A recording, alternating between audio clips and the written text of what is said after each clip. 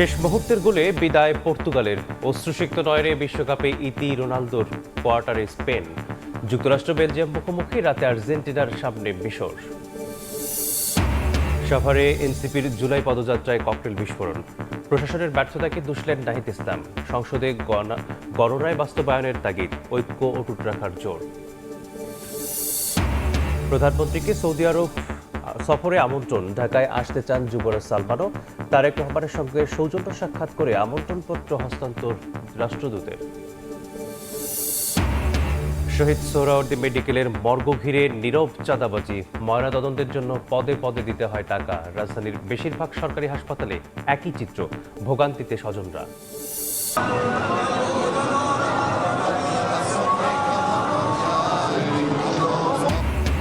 Ayatollah খামেনির মরদেহ ইরানের পবিত্র ধর্মীয় নগরী কোমে।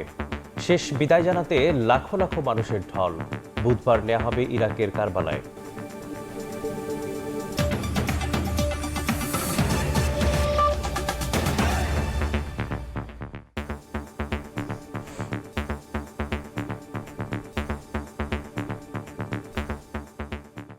ভোরের সময় সঙ্গে আছি আমি মিসবাহুল আলিফ।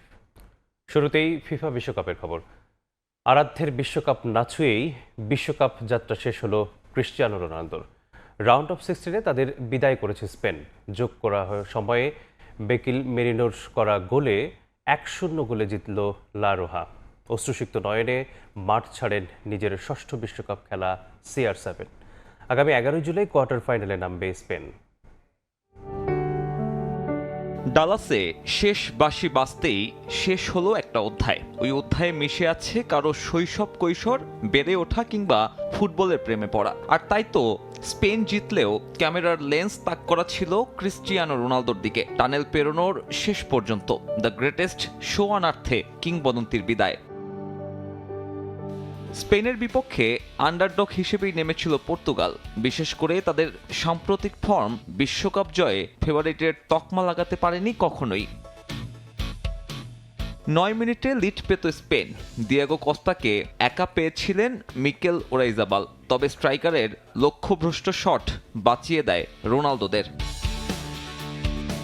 12 মিনিটে প্রথম শট অন টার্গেট রোনালদোর, তবে উনাই সিমনের প্রতিরোধে কর্নারে সন্তুষ্ট থাকতে হয় সিলেকাও শিবিরের।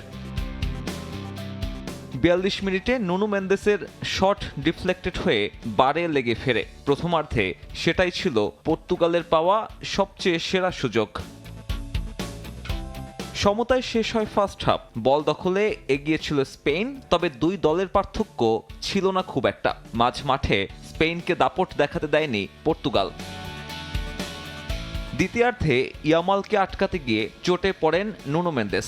ওই খেলোয়াড় উঠে গেলে বড় ধাক্কা লাগে পর্তুগিজ শিবিরে। তার পরিবর্তে নামেন নেলসন সেমেডো। তাতে যেন জীবন ফিরে পান মেন্দেসে বন্দী হয়ে থাকা ইয়ামাল। আক্রমণে ধার বাড়ে স্পেনের, বাধ্য হয়ে পর্তুগাল আনে আরও 2 বদল। 75 মিনিটে সুযোগ পেয়েছিল পর্তুগাল, তবে ব্রুনোর লক্ষ্যভ্রষ্ট শট। স্পেনের পর দ্রুত বদল আনে কৌশলে। নামানো হয় মিকেল মেরিনোকে। ফেরান তোরেসের থেকে পাওয়া বলে পর্তুগালকে বিদায় বলেন তিনি। তাতে চলতি বিশ্বকাপে এখনো কোনো গোল হজম না করে শেষ 8-এ লা রোহা। প্রত্যাশিত ফুটবল না খেলেও আরও এক ধাপ এগোলো স্পেন। লস অ্যাঞ্জেলেসে তাদের ম্যাচ আগামী 11 জুলাই। সাব্বির মিথুন, সময় সংবাদ।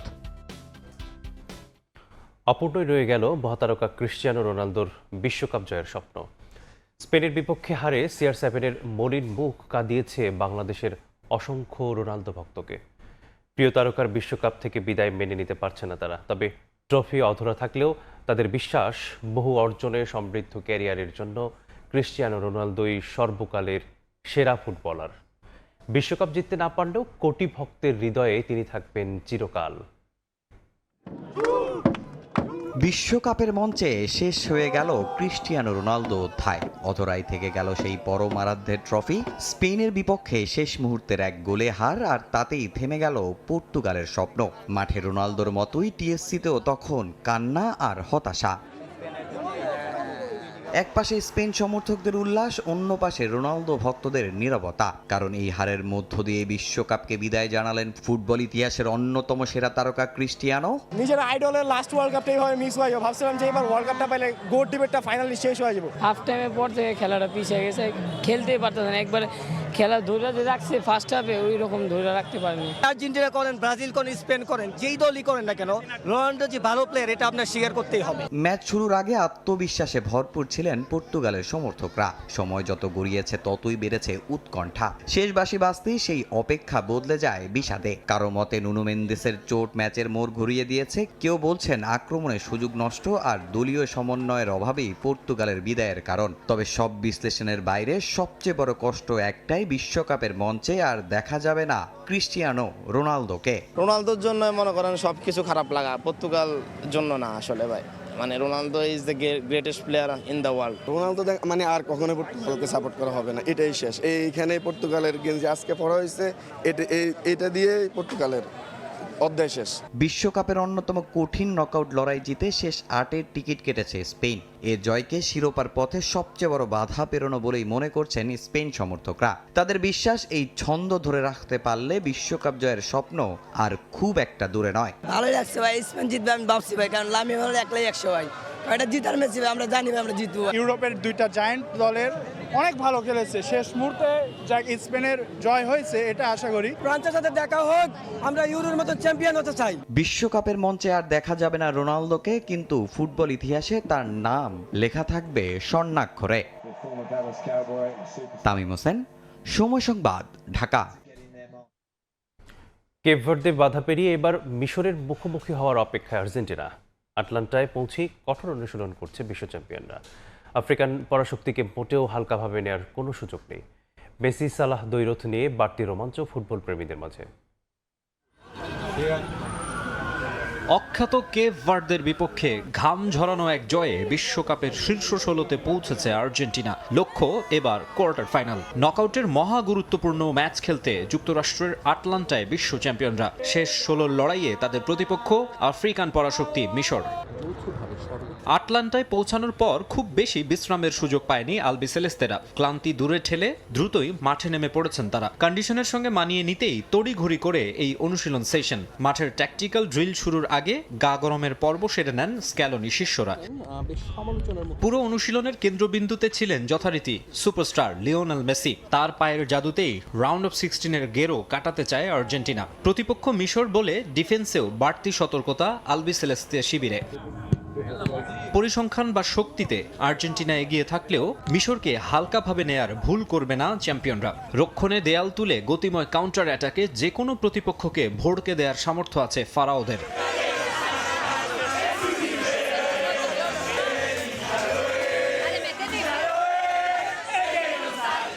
এদিকে ম্যাচকে ঘিরে আটলান্টা জুড়ে বইছে আর্জেন্টাইন উন্মাদনা। আসলে মেসিরা যে শহরেই যাচ্ছেন আকাশী নীল সমর্থকদের ভালোবাসায় সিক্ত হচ্ছেন। মার্সিডিজ বেঞ্জ স্টেডিয়ামের গ্যালারিতে গর্জন তুলতে মুখিয়ে আছেন তারা।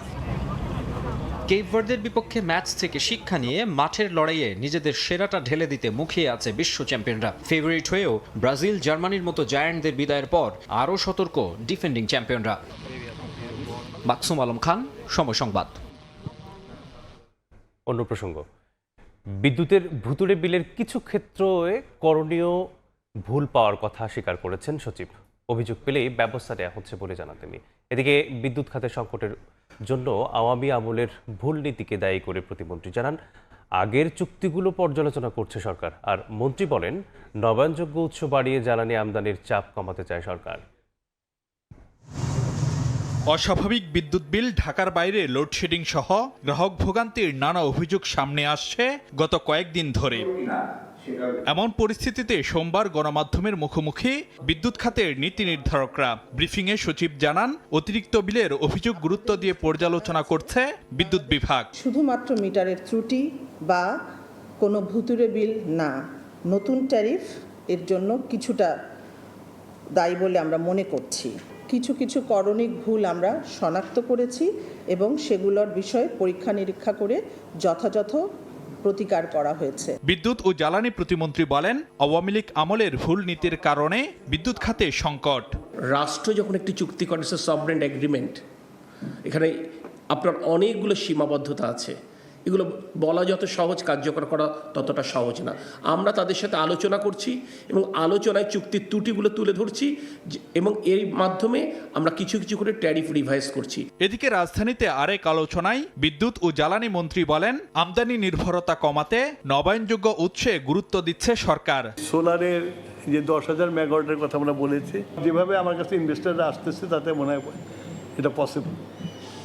আর এই 10,000 মেগাওয়াট যদি আমরা করতে পারি 5 বছরে, তাহলে বাংলাদেশে একটা যুগান্তকারী পরিবর্তন আসবে।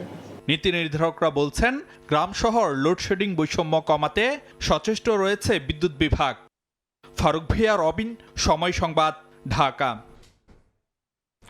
সাভারে জাতীয় নাগরিক পার্টির জুলাই পদযাত্রা কর্মসূচিতে ককটেল বিস্ফোরণ হয়েছে। এতে অন্তত 5 জন আহত হয়েছেন বলে জানিয়েছে এনসিপি। এই ঘটনায় তীব্র নিন্দা জানিয়ে দলটির আহ্বায়ক নাহিদ ইসলাম নিরাপত্তা নিয়ে প্রশাসনের ভূমিকা সমালোচনা করছেন।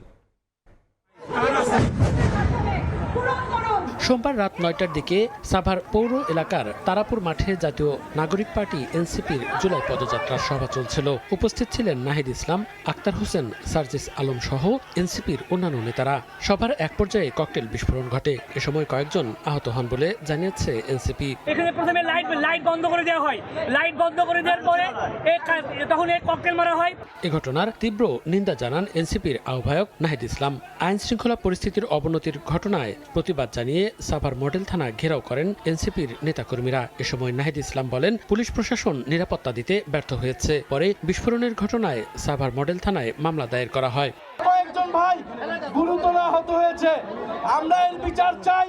যদি দ্রুত সময়ের মধ্যে এই তদন্ত এবং বিচার নিশ্চিত না করা হয়, তাহলে এখানকার স্থানীয় প্রশাসন এবং এমপি তাকে জবাবদিহিতার আওতায় আমরা ইনশাআল্লাহ। এর আগে বিকেলে গাজীপুরের কালীগঞ্জ বাস স্ট্যান্ডে জুলাই পদযাত্রা করেন এনসিপির নেতাকর্মীরা। পদযাত্রা শেষে এক পথসভায় সরকারের প্রতি হুঁশিয়ারি উচ্চারণ করেন নাহিদ ইসলাম। বলেন, সংস্কারের পক্ষে জনগণের দেয়া রায় অস্বীকার করার কোনো সুযোগ নেই। সমাবেশ থেকে দ্রব্যমূল্য নিয়ন্ত্রণ, লোডশেডিং বন্ধ এবং আইন শৃঙ্খলা পরিস্থিতি উন্নয়নের দাবিও জানান তিনি। বাংলাদেশের 70% মানুষ হ্যাঁ এর পক্ষে ভোট দিয়েছে, সংস্কারের পক্ষে ভোট দিয়েছে, কিন্তু এই সরকার, এই বিএনপি সরকার গণভোট এবং জুলাই সনদকে এখন অস্বীকার করছে, জনগণের সাথে প্রতারণা করছে, জাতির সাথে গাদ্দারি এবং বিশ্বাসঘাতকতা করছে। এ সময় ফ্যাসিবাদের দোসরদের ষড়যন্ত্র নিয়ে সজাগ থাকার আহ্বান জানান এনসিপির কেন্দ্রীয় নেতারা। মনিরুজ্জামান প্রান্ত, সময় সংবাদ। প্রধানমন্ত্রী তারেক রহমানকে সৌদি আরব সফরের আমন্ত্রণ জানিয়েছেন দেশটির যুবরাজ। নিজেও বাংলাদেশ সফরের আগ্রহ প্রকাশ করেছেন মোহাম্মদ বিন সালমান।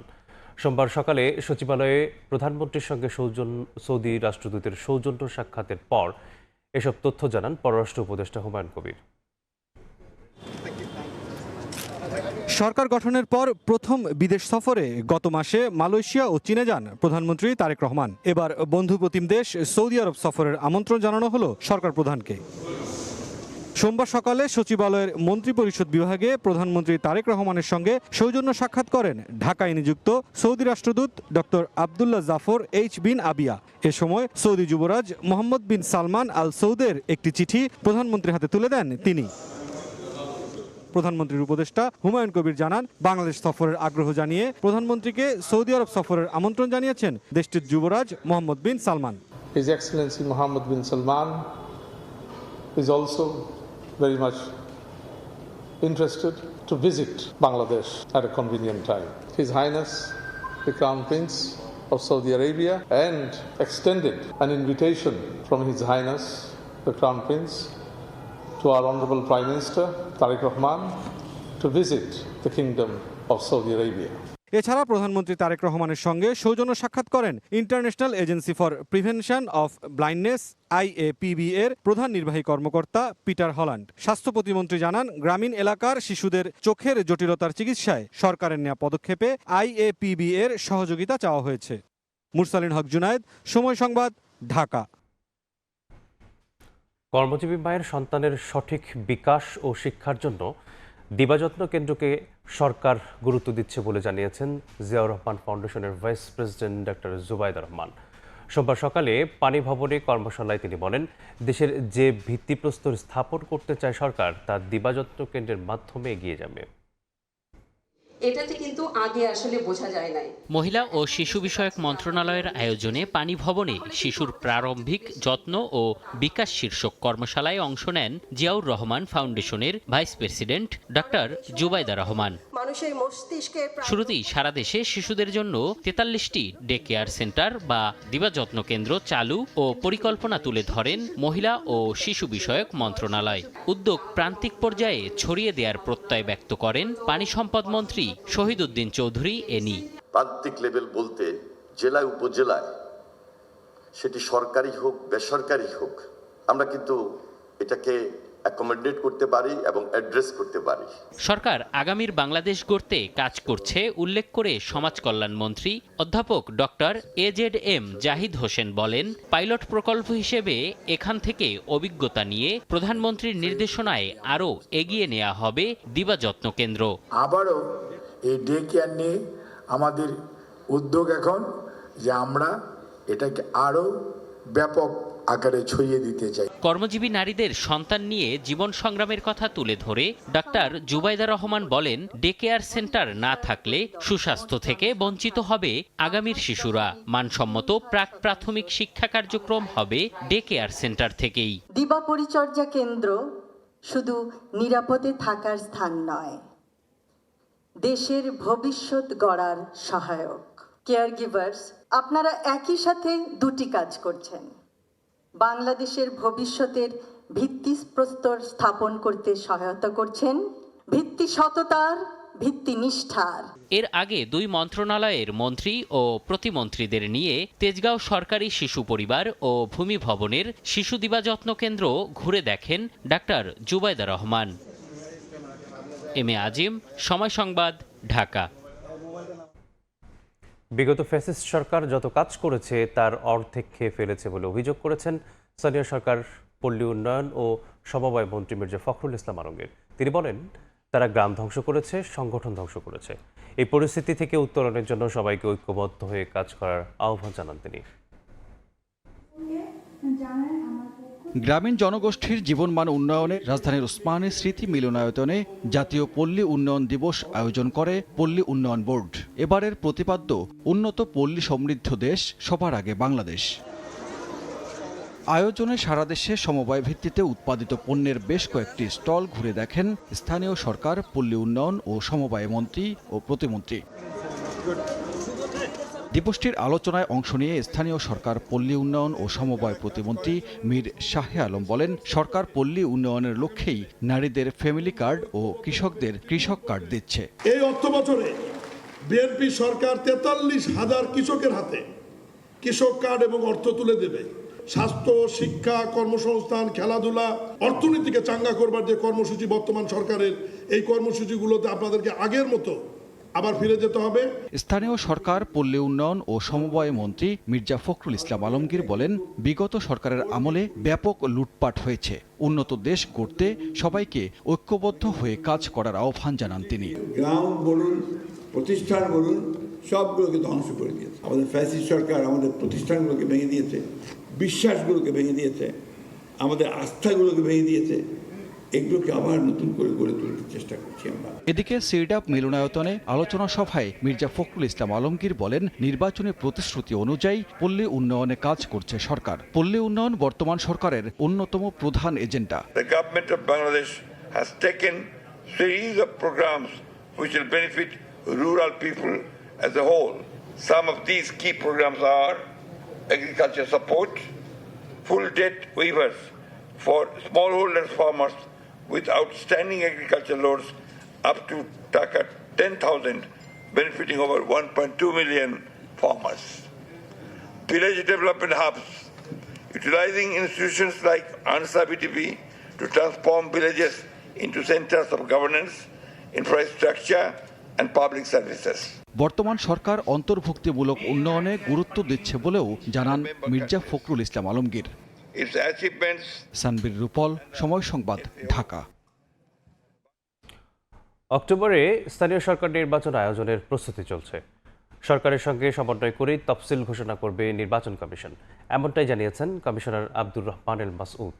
একই সঙ্গে স্থানীয় নির্বাচন অনুষ্ঠানে সীমানার বিরোধ নিষ্পত্তি নিয়েও সরকারকে চিঠি দেওয়া হবে বলেও জানান তিনি। সোমবার রাজধানীর আগারগাঁয়ের নির্বাচন ভবনে reporters forum for election and democracy RFED ফল উৎসবের আয়োজন করে। অনুষ্ঠানে যোগ দেন 4 কমিশনার সহ ইসি সচিব। নির্বাচন কমিশনার আব্দুর রহমান এল মাসউদ বলেন, নির্দিষ্ট সময়ে যেন নির্বাচন অনুষ্ঠিত হয় সে ব্যাপারে সরকারকে সহযোগিতা করবে ইসি। আমরা অক্টোবরকে সামনে রেখে এগিয়ে যাচ্ছি যাতে নির্দিষ্ট সময়ে সকল নির্বাচন সুষ্ঠুভাবে সম্পাদন করতে পারে। সরকারের সাথে একটা আন্ডারস্ট্যান্ডিং এর ভিত্তিতে আমাদের কাজটা করতে হবে। সরকারকে আমরা নিশ্চয়ই চিঠি দিয়ে অবহিত করব যে আপনারা যে সমস্ত সীমানা বিরোধ আছে দ্রুত নিষ্পত্তি করুন। আগামী স্থানীয় সরকার নির্বাচন জাতীয় নির্বাচনের মতোই সফল হবে কমিশন সে ব্যাপারে আশাবাদী বলেও জানান কমিশনার আবুল ফজল মোহাম্মদ সানাউল্লাহ। স্থানীয় সরকার নির্বাচন অনুষ্ঠানের জন্য আমরা আমাদের পর্যায় থেকে প্রস্তুতি নেওয়া শুরু করেছি। জাতীয় নির্বাচনের মতো করেই ইনশাআল্লাহ খুব সুন্দরভাবে একটা ভালো নির্বাচন, স্থানীয় সরকার নির্বাচন আমাদের করতে হবে। গণমাধ্যমের সহযোগিতা ছাড়া সুষ্ঠু নির্বাচন করা সম্ভব নয়, সংবাদে মিসলিড যাতে না হয় সেদিকেও নজর দেওয়ার আহ্বান জানান কমিশনাররা। কাউসারা চৌধুরী কুমু, সময় সংবাদ, ঢাকা। সার্ক পুনরুজ্জীবিত করতে ইতিবাচক সব সদস্য রাষ্ট্র, এই সদিচ্ছাকে এখন বাস্তবে রূপ দেওয়ার সময় এসেছে বলেও মন্তব্য করেছেন পররাষ্ট্র প্রতিমন্ত্রী শামা ওবায়েদ। আর আন্তর্জাতিক সম্পর্ক বিশ্লেষকদের মতে দীর্ঘদিনের অবিশ্বাস আর মতবিরোধ কাটিয়ে আঞ্চলিক সহযোগিতার নতুন ভিত্তি করতে পারলেই আবারও কার্যকর হতে পারে দক্ষিণ এশিয়ার জোটটি। 1 দশকের বেশি সময় ধরে স্থবির সার্ক। 2016 সালে ভারতে সন্ত্রাসী হামলার পর নির্ধারিত শীর্ষ সম্মেলন স্থগিত হওয়ার পর হয়নি আর কোনো বৈঠক। ভারত পাকিস্তানের বৈরিতার প্রভাবে বাণিজ্য, সংযোগ ও উন্নয়ন সহযোগিতার জন্য গুরুত্বপূর্ণ দক্ষিণ এশিয়ার সবচেয়ে বড় আঞ্চলিক জোট অনেক দিন ধরেই কাগজে কলমে সীমাবদ্ধ। এমন প্রেক্ষাপটে সোমবার রাজধানীর ইস্কাটনে Bangladesh institute of international and strategic studies আয়োজিত আস্থা পুনর্গঠন আঞ্চলিক সংহতির নবায়ন সার্কে পুনর্জীবিত করার রূপরেখা শীর্ষক সেমিনারে যোগ দেন কূটনীতিক, গবেষক, নীতি নির্ধারক ও আন্তর্জাতিক সম্পর্ক বিশ্লেষকরা। দক্ষিণ এশিয়ায় বাণিজ্য, সংযোগ, জ্বালানি নিরাপত্তা, জলবায়ু অভিযোজন ও মানবিক সহযোগিতার বিপুল সম্ভাবনা বাস্তব রূপ পায়নি রাজনৈতিক বিরোধ ও আস্থার সংকটে। এ অবস্থায় আস্থা তৈরিতে ধারাবাহিক উদ্যোগ নেয়ার তাগিদ দেন বক্তারা। Trust building process should be discussed informally. It's just a matter of political will to let the others to discuss if there is a problem. Problem that we have is not the walls and the barbed wire on the fencing. It is the walls and the barbed wires inside our minds. প্রধান অতিথির বক্তব্যে পররাষ্ট্র প্রতিমন্ত্রী বলেন, সরকার গঠনের পর সার্কভুক্ত সব সদস্য রাষ্ট্রের সঙ্গে আলাদাভাবে আলোচনা করেছে বিএনপি। জোটটিকে পুনরায় সচল করতে ইতিবাচক মনোভাব জানিয়েছে সব দেশই। এখন রাজনৈতিক সদিচ্ছাকে বাস্তব পদক্ষেপে রূপ দেওয়ার সময় এসেছে। Long-standing India-Pakistan tensions have made consensus difficult and have often slowed regional initiatives. I have spoken to all the member states separately. All of them were very positive about revival of SARC. Now I think it's about time that we put the intent has to be actionable.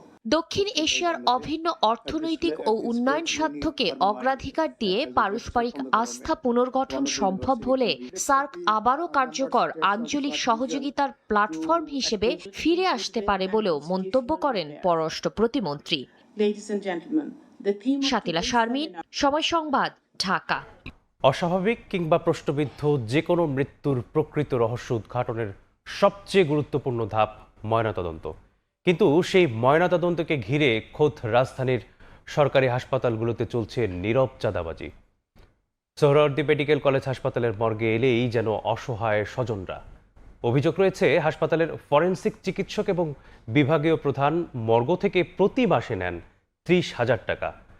রাজধানীর সরকারি হাসপাতালের মর্গের বেহাল দশা নিয়ে খলিলুর রহমানের ছবিতে কামরুল হাসানের 2 পর্বের ধারাবাহিকের আজ দেখুন প্রথম পর্ব।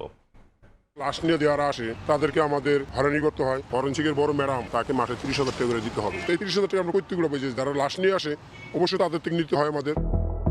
রাজধানীর সরকারি হাসপাতালগুলোর মর্গে ময়নাতদন্ত ঘিরে হয়রানির যেন শেষ নেই।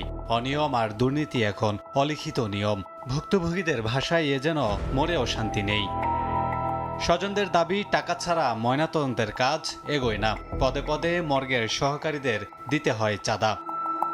ময়নাতদন্তকে কেন্দ্র করে গড়ে উঠেছে একটি অনিয়মের চক্র। লাশ গ্রহণ থেকে শুরু করে সংরক্ষণ, ময়নাতদন্তের বিভিন্ন ধাপে নেওয়া হয় অবৈধ অর্থ। এতে সবচেয়ে বেশি ভোগান্তিতে পড়েন নিহতদের স্বজনরা। ময়নাতদন্ত প্রতি গুনতে হয় 6 থেকে 7,000 টাকা, কিংবা কখনো কখনো তারও বেশি। লাশটা নামাইতে ওনাদেরকে টাকা দিতে হয়, লাশটা উড়াইতে ওনাদের বকশিশ দিতে হয়। সরকারি হসপিটাল হইয়া যদি টাকা চায় তাহলে আমরা কোথায় গিয়ে আমরা সেবাটা পাবো? বলছে যে 5-6 হাজার টাকা লাগবে এটা করতে, ওয়াশ করতে। সবচেয়ে গুরুতর অভিযোগ শহীদ সোহরাওয়ার্দী মেডিকেল কলেজ হাসপাতালের ফরেনসিক মর্গকে ঘিরে। হাসপাতালটির মর্গে সহকারী হিসেবে আউটসোর্সিংয়ে একমাত্র নিয়োগপ্রাপ্ত জীবন ওরফে জানু লাল। আবার তার সহকারী হিসেবে রয়েছেন সেলিনা নামে বহিরাগত এক নারী। অভিযোগ রয়েছে মর্গের একচ্ছত্র আধিপত্য সেলিনা ও জীবনের হাতে। তাদের প্রশ্রয় দেন খোদ হাসপাতালের ফরেনসিক চিকিৎসক ও বিভাগীয় প্রধান ডাক্তার নাসাদ জাবিন। শুধু তাই নয়, সোহরাওয়ার্দীর মর্গে ময়নাতদন্ত করতে এলে স্বজনদের একটি তালিকা ধরিয়ে দেন জীবন, যা কিনতে হবে মর্গের কাছে গড়ে ওঠা দোকান থেকে। তাদের সাথে আছে বিনিময় চুক্তি। সোহরাওয়ার্দী হাসপাতালের মর্গে একটি বডি পোস্টমর্টম করতে গেলে ভুক্তভোগীর পরিবারের সদস্যদের এই ধরনের একটি লিস্ট ধরিয়ে দেওয়া হয় এবং সেখানে বলা হয় যে বাজারের ব্যাগ, রিন পাউডার, ডেটল সাবান সহ ইত্যাদি আনুষঙ্গিক যে দ্রব্য রয়েছে সেগুলো কিনে আনতে হয় এবং অভিযোগও রয়েছে সেসব পণ্য যেই পোস্টমর্টমের কাজ সেই কাজে ব্যবহার হয় না এবং পরবর্তীতে আবারও এই ধরনের যে দোকান থেকে কেনা হয় সেখানেই ফেরত দেওয়া হয়।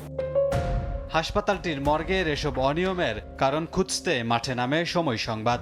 পরিচয় গোপন রাখার শর্তে একজন তুলে ধরেন মর্গের ভেতরের অজানা রহস্য। কাজ করতে আমাদের ফরেনসিকের বড় ম্যাডামকে মাসে 30,000 টাকা করে একজন দিতে হবে। তারা বড় ডিপার্টমেন্টের লোক দেখে তাদেরকে কেউ কিছু বলে না, আমাদেরকে খালি হয়রানি করবেন। আমরা টাকাটা কোথায় পাবো? যারা লাশ নিয়ে তাদের কাছ থেকে আদায় করতে হয়। আপনি যদি টাকা না দেন আপনি লাশ সেলাই করবো না, টানা দিয়ে ছেড়ে দিব। তখন ভয় দেখায়, তখন টাকা দেয়। এই কর্মচারীর বক্তব্যের সূত্র ধরে বেরিয়ে আসে আরো ভয়াবহ তথ্য। সোহরাওয়ার্দী হাসপাতালের মর্গে যারা কাজ করেন তারা সরকারি নিয়োগপ্রাপ্ত নন। অভিযোগ আছে মর্গের সহকারীদের চাপ দিয়ে মাসিক 30,000 টাকা আদায় করেন ফরেনসিক চিকিৎসক ডাক্তার নাসাদ জাবিন। আমরা কাজ করি, যে যা দেয় খুশি হয়ে ওটা দিয়ে আমাদের চলে, কেউ 500 দেয়, কেউ 100 দেয়। এ বিষয়ে আনুষ্ঠানিক বক্তব্য নিতে ডাক্তার নাসাদ জাবিনের মুখোমুখি হয় সময় সংবাদ।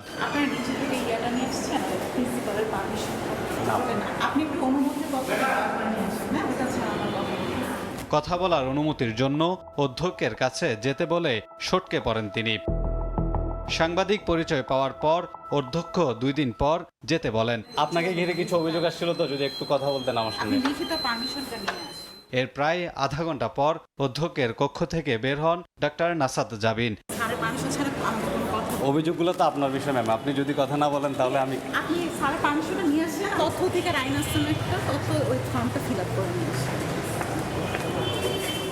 হত্যা, আত্মহত্যা কিংবা যে কোনো প্রশ্নবিদ্ধ মৃত্যুর সঠিক কারণ জানতে করা হয় ময়নাতদন্ত। কিন্তু এই ময়নাতদন্তকে ঘিরে রয়েছে নানা অনিয়ম আর হয়রানির অভিযোগ। এখানে ময়নাতদন্ত করতে আসা স্বজনরা অভিযোগ করেন, ময়নাতদন্ত করতে গেলে ময়নাতদন্তের যেই সহকারীরা রয়েছেন তাদের হয়রানির শিকার হতে হন। এখন প্রশ্ন থেকেই যায়, অতি স্পর্শকাতর এই খাতে সরকার কবে নজর দেবে? কামরুল হাসান, সময় সংবাদ, ঢাকা। রাজধানীর দক্ষিণখানে 2 বছরের শিশুকে যৌন নিপীড়নের অভিযোগ উঠেছে। অসুস্থ অবস্থায় শিশুটিকে ঢাকা মেডিকেল কলেজ হাসপাতালে ভর্তি করা হয়েছে। স্বজনরা জানান, সোমবার সকালে মেয়েকে একা বাসায় রেখে অন্যের বাসায় কাজে যান তার মা। দুপুরে ফিরে এসে মেয়েকে অসুস্থ অবস্থায় দেখতে পান। তখন জানতে পারেন পাশের বাসায় 10 বছর বয়সী ছেলে শিশুটিকে যৌন নিপীড়ন করেছে। পরবর্তীতে শিশুটিকে প্রথমে স্থানীয় হাসপাতালে নেওয়া হয়। উন্নত চিকিৎসার জন্য সন্ধ্যায় তাকে ঢাকা মেডিকেলে ভর্তি করা হয়। 1-1:30টার দিকে ঘরে শোয়াই রাইহা একটা বাসায় কাজ করতে গেছিল। কাজ শেষ করে 2টার দিকে বাসায় আসছে। ওই একটা ছেলের কাছে মানে ওরা খেলাধুলা করে সবসময় একসাথে পাশাপাশি থাকে আর কি। পরে আপনি আসার পরে ওই ছেলেটার স্কুলে ছিল, বাচ্চাটা স্কুলে ছিল, স্কুলে থাকার পরে আপনার ওর মার কাছে ওই চলে গেছে। যাওয়ার পরে ওরা ঘরে নিয়ে খাবার দিছে, খাবার দেওয়ার সময় দেখতেছে ওর গায়ের কাপড় চাপড় দিবে। সীমান্তের নিরাপত্তা জোরদারে নীলফামারীতে উদ্বোধন হয়েছে নতুন একটি বিজিবি ক্যাম্প। ডিমনা উপজেলায় নবনির্মিত ক্যাম্পের উদ্বোধন করেন বিজিবির উত্তর পশ্চিম রিজিয়ন রংপুরের commander brigadier general ASM Naser. অনুষ্ঠানে বিজিবির ঊর্ধ্বতন কর্মকর্তারা উপস্থিত ছিলেন। বিজিবি জানায়, রংপুর ব্যাটালিয়নের আওতাধীন কালীগঞ্জ ও থানারহাট বিওপির মধ্যবর্তী শূন্যরেখা এলাকার মাদক চোরাচালান, মানব পাচার এবং অনুপ্রবেশ প্রতিরোধে ভূমিকা রাখবে ক্যাম্পটি। একানো বিজিবির আওতাধীন প্রায় 130 কিলোমিটার সীমান্ত এলাকায় আরও জোরদার হবে নিরাপত্তা এবং নজরদারি। উদ্বোধন শেষে বিওপি প্রাঙ্গণে বৃক্ষরোপণ করা হয়।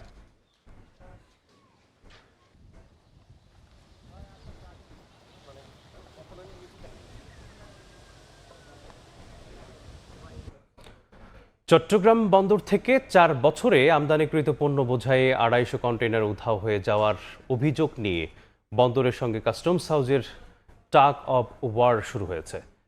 এ নিয়ে সরকারি দুইটি গুরুত্বপূর্ণ সংস্থার মধ্যে চলছে পাল্টাপাল্টি অভিযোগের চিঠি চালাচালি। 6 দফায় চিঠি দিয়েও এসব কন্টেইনারের হদিস মেলছে না বলে অভিযোগ কাস্টমস হাউজের। কিন্তু নিয়ম মেনেই 88টি কন্টেইনারও ডেলিভারি দেওয়ার পাশাপাশি বাকিগুলো অফ ডক এবং নিলামের জন্য রাখা হয়েছে বলে দাবি বন্দরের। সাক্ষর টিপুর ক্যামেরায় বিস্তারিত জানাচ্ছেন কমল দেব। বিদেশ থেকে আমদানি করা যে কোনো পণ্য চট্টগ্রাম বন্দরে আসার পর কাস্টমসের মাধ্যমে শুল্কায়ন সহ নানা প্রক্রিয়া সম্পন্ন হলে ডেলিভারি দেওয়ার রীতি। কিন্তু চট্টগ্রাম কাস্টম হাউজের পক্ষ থেকে বন্দরের কাছে দেওয়া এক চিঠিতে এ ধরনের পণ্য বোঝাই 250টি কন্টেনারের হদিস মিলছে না বলে অভিযোগ তোলা হয়। এর মধ্যে 2021 সালে 83টি, 2022 সালে 61টি, 2023 সালে 40টি এবং 2024 সালে 66টি কন্টেনারের অবস্থান জানা যায়নি বলে চিঠিতে উল্লেখ করা হয়। মূলত চোরাচালান, রাজস্ব ফাঁকি সহ সন্দেহজনক পণ্যের গোপন তথ্য থাকায় এসব কন্টেনার খালাস স্থগিত বা লক করে দেওয়া হয়েছিল।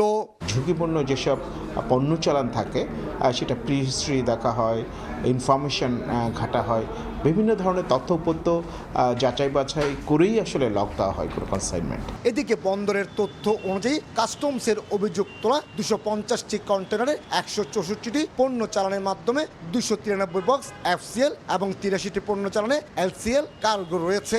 এর মধ্যে কাস্টমস আউটপাসের মাধ্যমে 88টি কন্টেনার ডেলিভারি দেওয়া হয়েছে। 70টি কন্টেনার বিভিন্ন প্রাইভেট ডিপোতে হস্তান্তরের পাশাপাশি 131টি কন্টেনার বন্দরের ইয়ার্ডে রয়েছে। এছাড়া কাস্টমসের দেওয়া চিঠিতে 40টি চালানের ভুল বিএল নম্বর দেওয়া হয়েছে বলে উল্লেখ করা হয়েছে।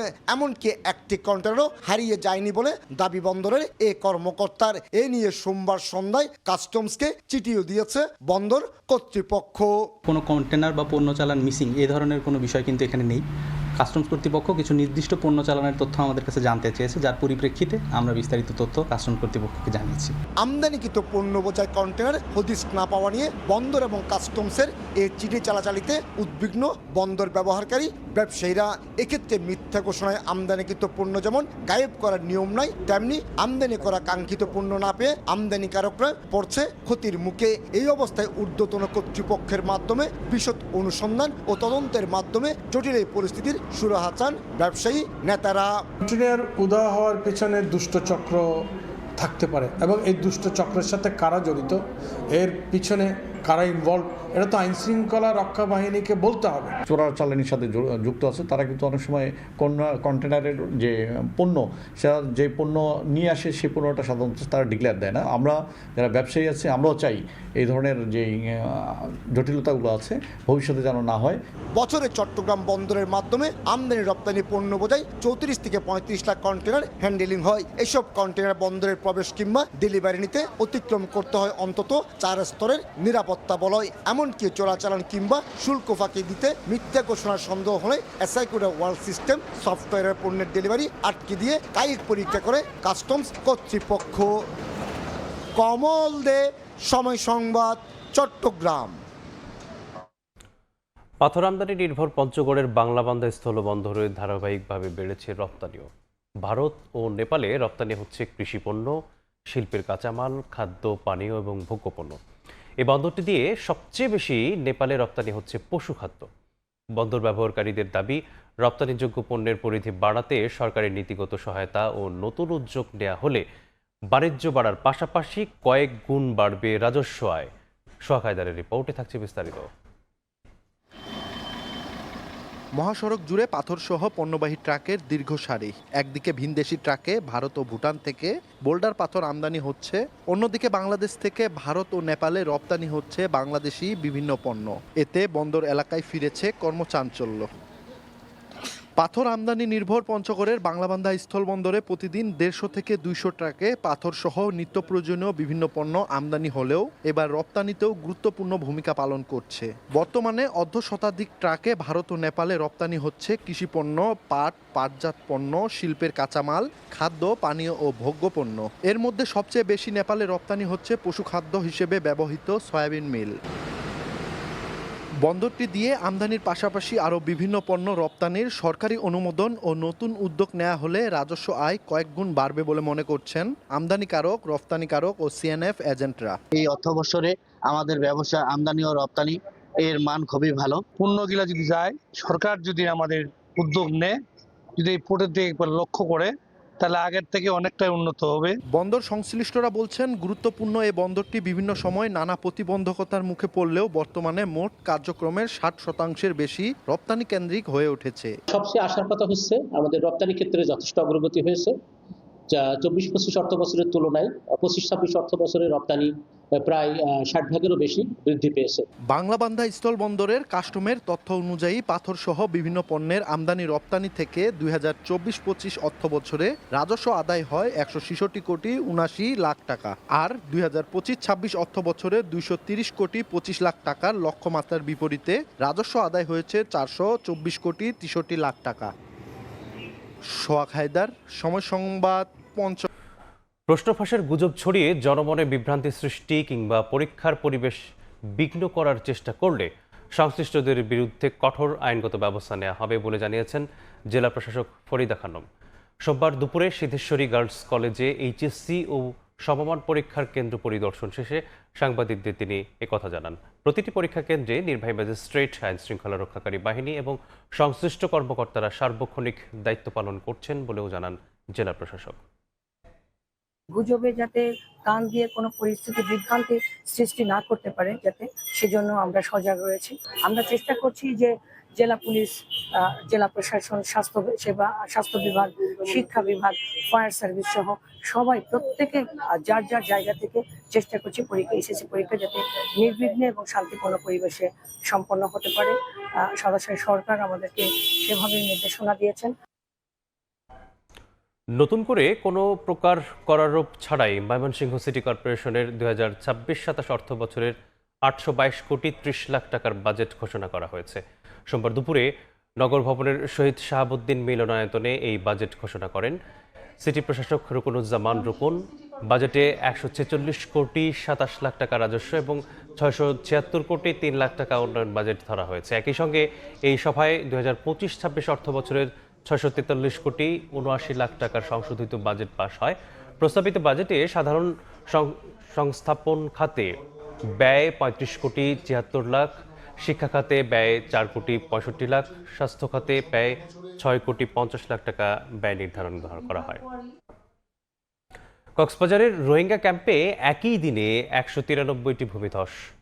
পাহাড়ে অনিরাপদ বসবাসের কারণে প্রতি বর্ষাতেই ভূমিধস, প্রাণহানি এবং ঘরবাড়ির ক্ষয়ক্ষতি ঘটছে। এর ফলে চরম আতঙ্ক ও নিরাপত্তাহীনতায় দিন কাটাচ্ছেন রোহিঙ্গারা। অনেক লার্নিং সেন্টারের ঘর পরিত্যক্ত হওয়ায় আশ্রয় নিতে পারছেন না রোহিঙ্গারা। এদিকে আগামী 3 দিন ভারী থেকে অতি ভারী বৃষ্টির পূর্বাভাস দিয়েছে স্থানীয় আবহাওয়া অফিস। বিস্তারিত জানাচ্ছেন সুজাউদ্দিন রুবেল।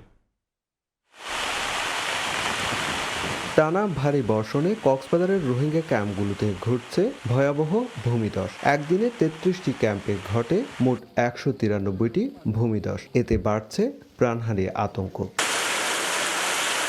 আবহাওয়া অধিদপ্তর জানিয়েছে গত 24 ঘন্টায় কক্সবাজারে 277 মিলিমিটার বৃষ্টিপাত রেকর্ড করা হয়েছে, যা স্বাভাবিক মাত্রার তুলনায় অনেক বেশি এবং অতি ভারী বৃষ্টির সীমা 89 মিলিমিটার ছাড়িয়ে গেছে। এমন বৃষ্টি আরও কয়েকদিন অব্যাহত থাকবে, এতে ভূমিধসের ঝুঁকি আরও বাড়তে পারে বলে সতর্ক করা হয়েছে। বায়ুচাপের তারতম্য হ্রাসের কারণে প্রচুর পরিমাণে মেঘ তৈরি হচ্ছে এবং এর কারণে আমাদের ভারী বৃষ্টিপাতের যে আশঙ্কা আছে পরবর্তী 3 দিনের জন্য সতর্কবার্তা দেওয়া আছে এবং এই সময় ভারী বৃষ্টিপাত হলে সেটাতে অবশ্যই যে পাহাড়ি এলাকায় ভূমিধসের আশঙ্কা সেটা অবশ্যই থেকে যায়। ক্যাম্প 9 থেকে 15 পর্যন্ত এলাকা সবচেয়ে বেশি ভূমিধস ও দুর্যোগ ঝুঁকিতে রয়েছে। এসব ক্যাম্পে বসবাস করছেন 1,50,000 মানুষ। পাহাড়ে অনিরাপদ বসবাসের কারণে প্রতি বর্ষাতেই ভূমিধস, প্রাণহানি ও ঘরবাড়ি ক্ষয়ক্ষতি ঘটছে। ফলে সবসময় চরম আতঙ্ক ও নিরাপত্তাহীনতায় দিন কাটাচ্ছেন রোহিঙ্গারা। আর গড়তে গেলে আর রাখি বেশি ডর লাগে, জব দিলে বড় ফার বাইন যাবে ফোন আছে লুসানো খান্দা আমাকে বেশি বাইন যাবে খান্দা বেশি লাগি তো বেশি সমস্যা হয়। এটা আমার তো বেশি ডর লাগে খান্দার মধ্যে। ফায়ার সার্ভিস জানিয়েছে রোহিঙ্গা ক্যাম্পের মাঝি ও স্বেচ্ছাসেবকদের মাধ্যমে নিয়মিত সচেতনতা কার্যক্রম চালানো হচ্ছে। মাইকিং করে ঝুঁকিপূর্ণ বাসিন্দাদের ভারী বৃষ্টিপাতে দ্রুত নিরাপদ আশ্রয়ে যেতে সতর্ক করা হচ্ছে। মাইকিং এবং সচেতন করছি যদি অতি ভারী বর্ষণ হয়, টানা বর্ষণ হয় যেন শেল্টারে দ্রুত চলে যায়। এভাবে আমাদের জনসচেতনমূলক কার্যক্রম চলমান ছিল এবং চলমান আছে। আমাদের যে ইকুইপমেন্টগুলো আছে আমরা সর্বোচ্চ প্রস্তুত রেখেছি। আমাদের টিমটাও রেডি আছে, যে কোনো সময় যে কোনো প্রয়োজনে আমরা কাজ করব। তবে শরণার্থী ত্রাণ ও প্রত্যাবাসন কমিশন বলছে অর্থ সংকটে ক্যাম্পের অনেক লার্নিং সেন্টার এখন আশ্রয় কেন্দ্র হিসাবে ব্যবহারের অনুপযোগী হয়ে পড়েছে। আর্থিক সংকটের কারণে লার্নিং সেন্টারগুলো প্রায় এগুলো অবস্থা ভালো না। ফলে আত্মীয় স্বজনের ঘরবাড়িতে কিংবা কিছু কমিউনাল স্পেসে আমরা ওদেরকে সরিয়ে নেওয়ার চেষ্টা করছি। এরই মধ্যে পাহাড় ধসের উচ্চ ঝুঁকিতে থাকা 489টি রোহিঙ্গা পরিবারকে সরিয়ে নিতে কাজ শুরু করেছে শরণার্থী ত্রাণ ও প্রত্যাবাসন কমিশন। সুজাউদ্দিন রুবেল, সময় সংবাদ, কক্সবাজার। বর্ষা এলেই ভাটির জনপদে আতঙ্ক হয়ে ধরা দেয় উজানের ঢল। ফল ফসলের ক্ষেত ভাসিয়ে মানুষের আশ্রয়টুকু কেড়ে নেয় নদী ভাঙন। বর্ষার ঢল আর ঘূর্ণিপাকে সর্বস্তরে মানুষ হয়ে ওঠে অনেকটাই অনিরাপদ। অথচ বিশ্বের অনেক দেশে নদী ও পানি ব্যবস্থাপনার মাধ্যমে অভিশাপের বদলে আশীর্বাদে পরিণত করেছে নদ নদীর পানি। গাইবান্ধা থেকে হেদায়েতুল ইসলাম বাবুর রিপোর্ট, ক্যামেরায় ছিলেন সোহেল রানা। প্রতি বর্ষায় উজানের ঢল দুমড়ে মুচড়ে তছনছ করে ভাটির জনপদ। যমুনা ব্রহ্মপুত্রের দাতালো কামড়ে গ্রামের পর গ্রাম চলে যায় নদী গর্ভে। উদ্বাস্তু হয় অসংখ্য মানুষ, ছিন্ন ভিন্ন হয় মানচিত্র। কেন এত আগ্রাসী হয়ে ওঠে যমুনা ব্রহ্মপুত্র? এক জরিপ বলছে প্রতি বছর 721 মিলিয়ন টন পলি বহন করে ব্রহ্মপুত্র নদ, যার মধ্যে 223 মিলিয়ন টন পলি জমে প্রতি বছর নদের তলদেশ ভরাট হচ্ছে 3.9 সেন্টিমিটার। এই পলি অপসারণের উদ্যোগ না থাকায় বর্ষার জল অভিশাপ হয়ে ধরা দেয় ভাটিতে। অন্যদিকে নদ নদীর পানিকে আশীর্বাদে পরিণত করেছে পৃথিবীর অনেক দেশ। এখন বাড়ি ঘর ভাঙে নিতে রব্দার আসতেছিলাম তো রাস্তাও এখন টিকতে পারে না। তো আমরা নদী এলাকার লোক কি করবো, আমরা অসহায়। এখন কি করি, এখন পাগলা ভেসে ভাই। আগে যদি কাজ করতো এই জায়গাটা ভাঙতো না। নদীর তলদেশটা ভরে যাওয়ার কারণে অল্প পানিতে আমাদের নদীটা প্লাবিত হয়ে যায়। রুম ফর দ্য রিভার নীতিতে নদীর অববাহিকা চওড়া ও গভীর করে বিশাল ব্যারেজ জলকপাটের মাধ্যমে ধরে রাখা পানি নৌ যোগাযোগ ও কৃষিতে লবণাক্ততা দূর করতে ব্যবহার করে নেদারল্যান্ডস। নদীর উদ্বৃত্ত পানি শুষ্ক অঞ্চলে ব্যবহারের পাশাপাশি জলবিদ্যুৎ উৎপাদন করছে চীন। খাল ও ছোট নদীগুলোর নেটওয়ার্ক করে কৃত্রিম জলাধারে বৃষ্টির পানি জমিয়ে রাখে সিঙ্গাপুর। মার্কিন যুক্তরাষ্ট্র, জাপান, মিশর ও পাশের দেশ ভারত কৃষি ও সেচ, জলবিদ্যুৎ, নৌ বাণিজ্য এবং শিল্প কারখানায় ব্যবহার করছে নদীর পানি। এসব দেশের মতো বাংলাদেশেও নদী ও পানি ব্যবস্থাপনার মাধ্যমে আশীর্বাদ হতে পারে বর্ষার জল। বৃষ্টি এবং বন্যার যে পানি আসে সেই পানিকে কিভাবে আমরা আমাদের বার্ষিক কাজে লাগাতে পারি সে ব্যাপারেও আমাদের একটা বিবেচনা থাকা দরকার। ব্রহ্মপুত্র, তিস্তা, ধরলা, তো সেগুলোর সাথে যে শাখা নদীগুলো আছে সেগুলোকে আমাদের সংযোগ ঘটানো দরকার এবং সেগুলোই রিজার্ভার হিসেবে কাজ করতে পারে। যেহেতু পদ্মা ব্যারেজ হচ্ছে, গভর্নমেন্ট চাইলে ধাপে ধাপে এদিকেও মনোযোগ দিতে পারেন, এটা একান্তই নীতি নির্ধারণী পর্যায়ের বিষয়।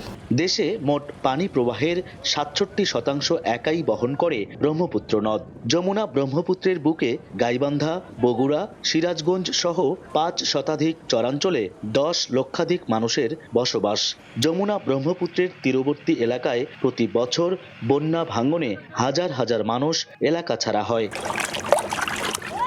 হেদায়েতুল ইসলাম বাবু, সময় সংবাদ, গাইবান্ধা।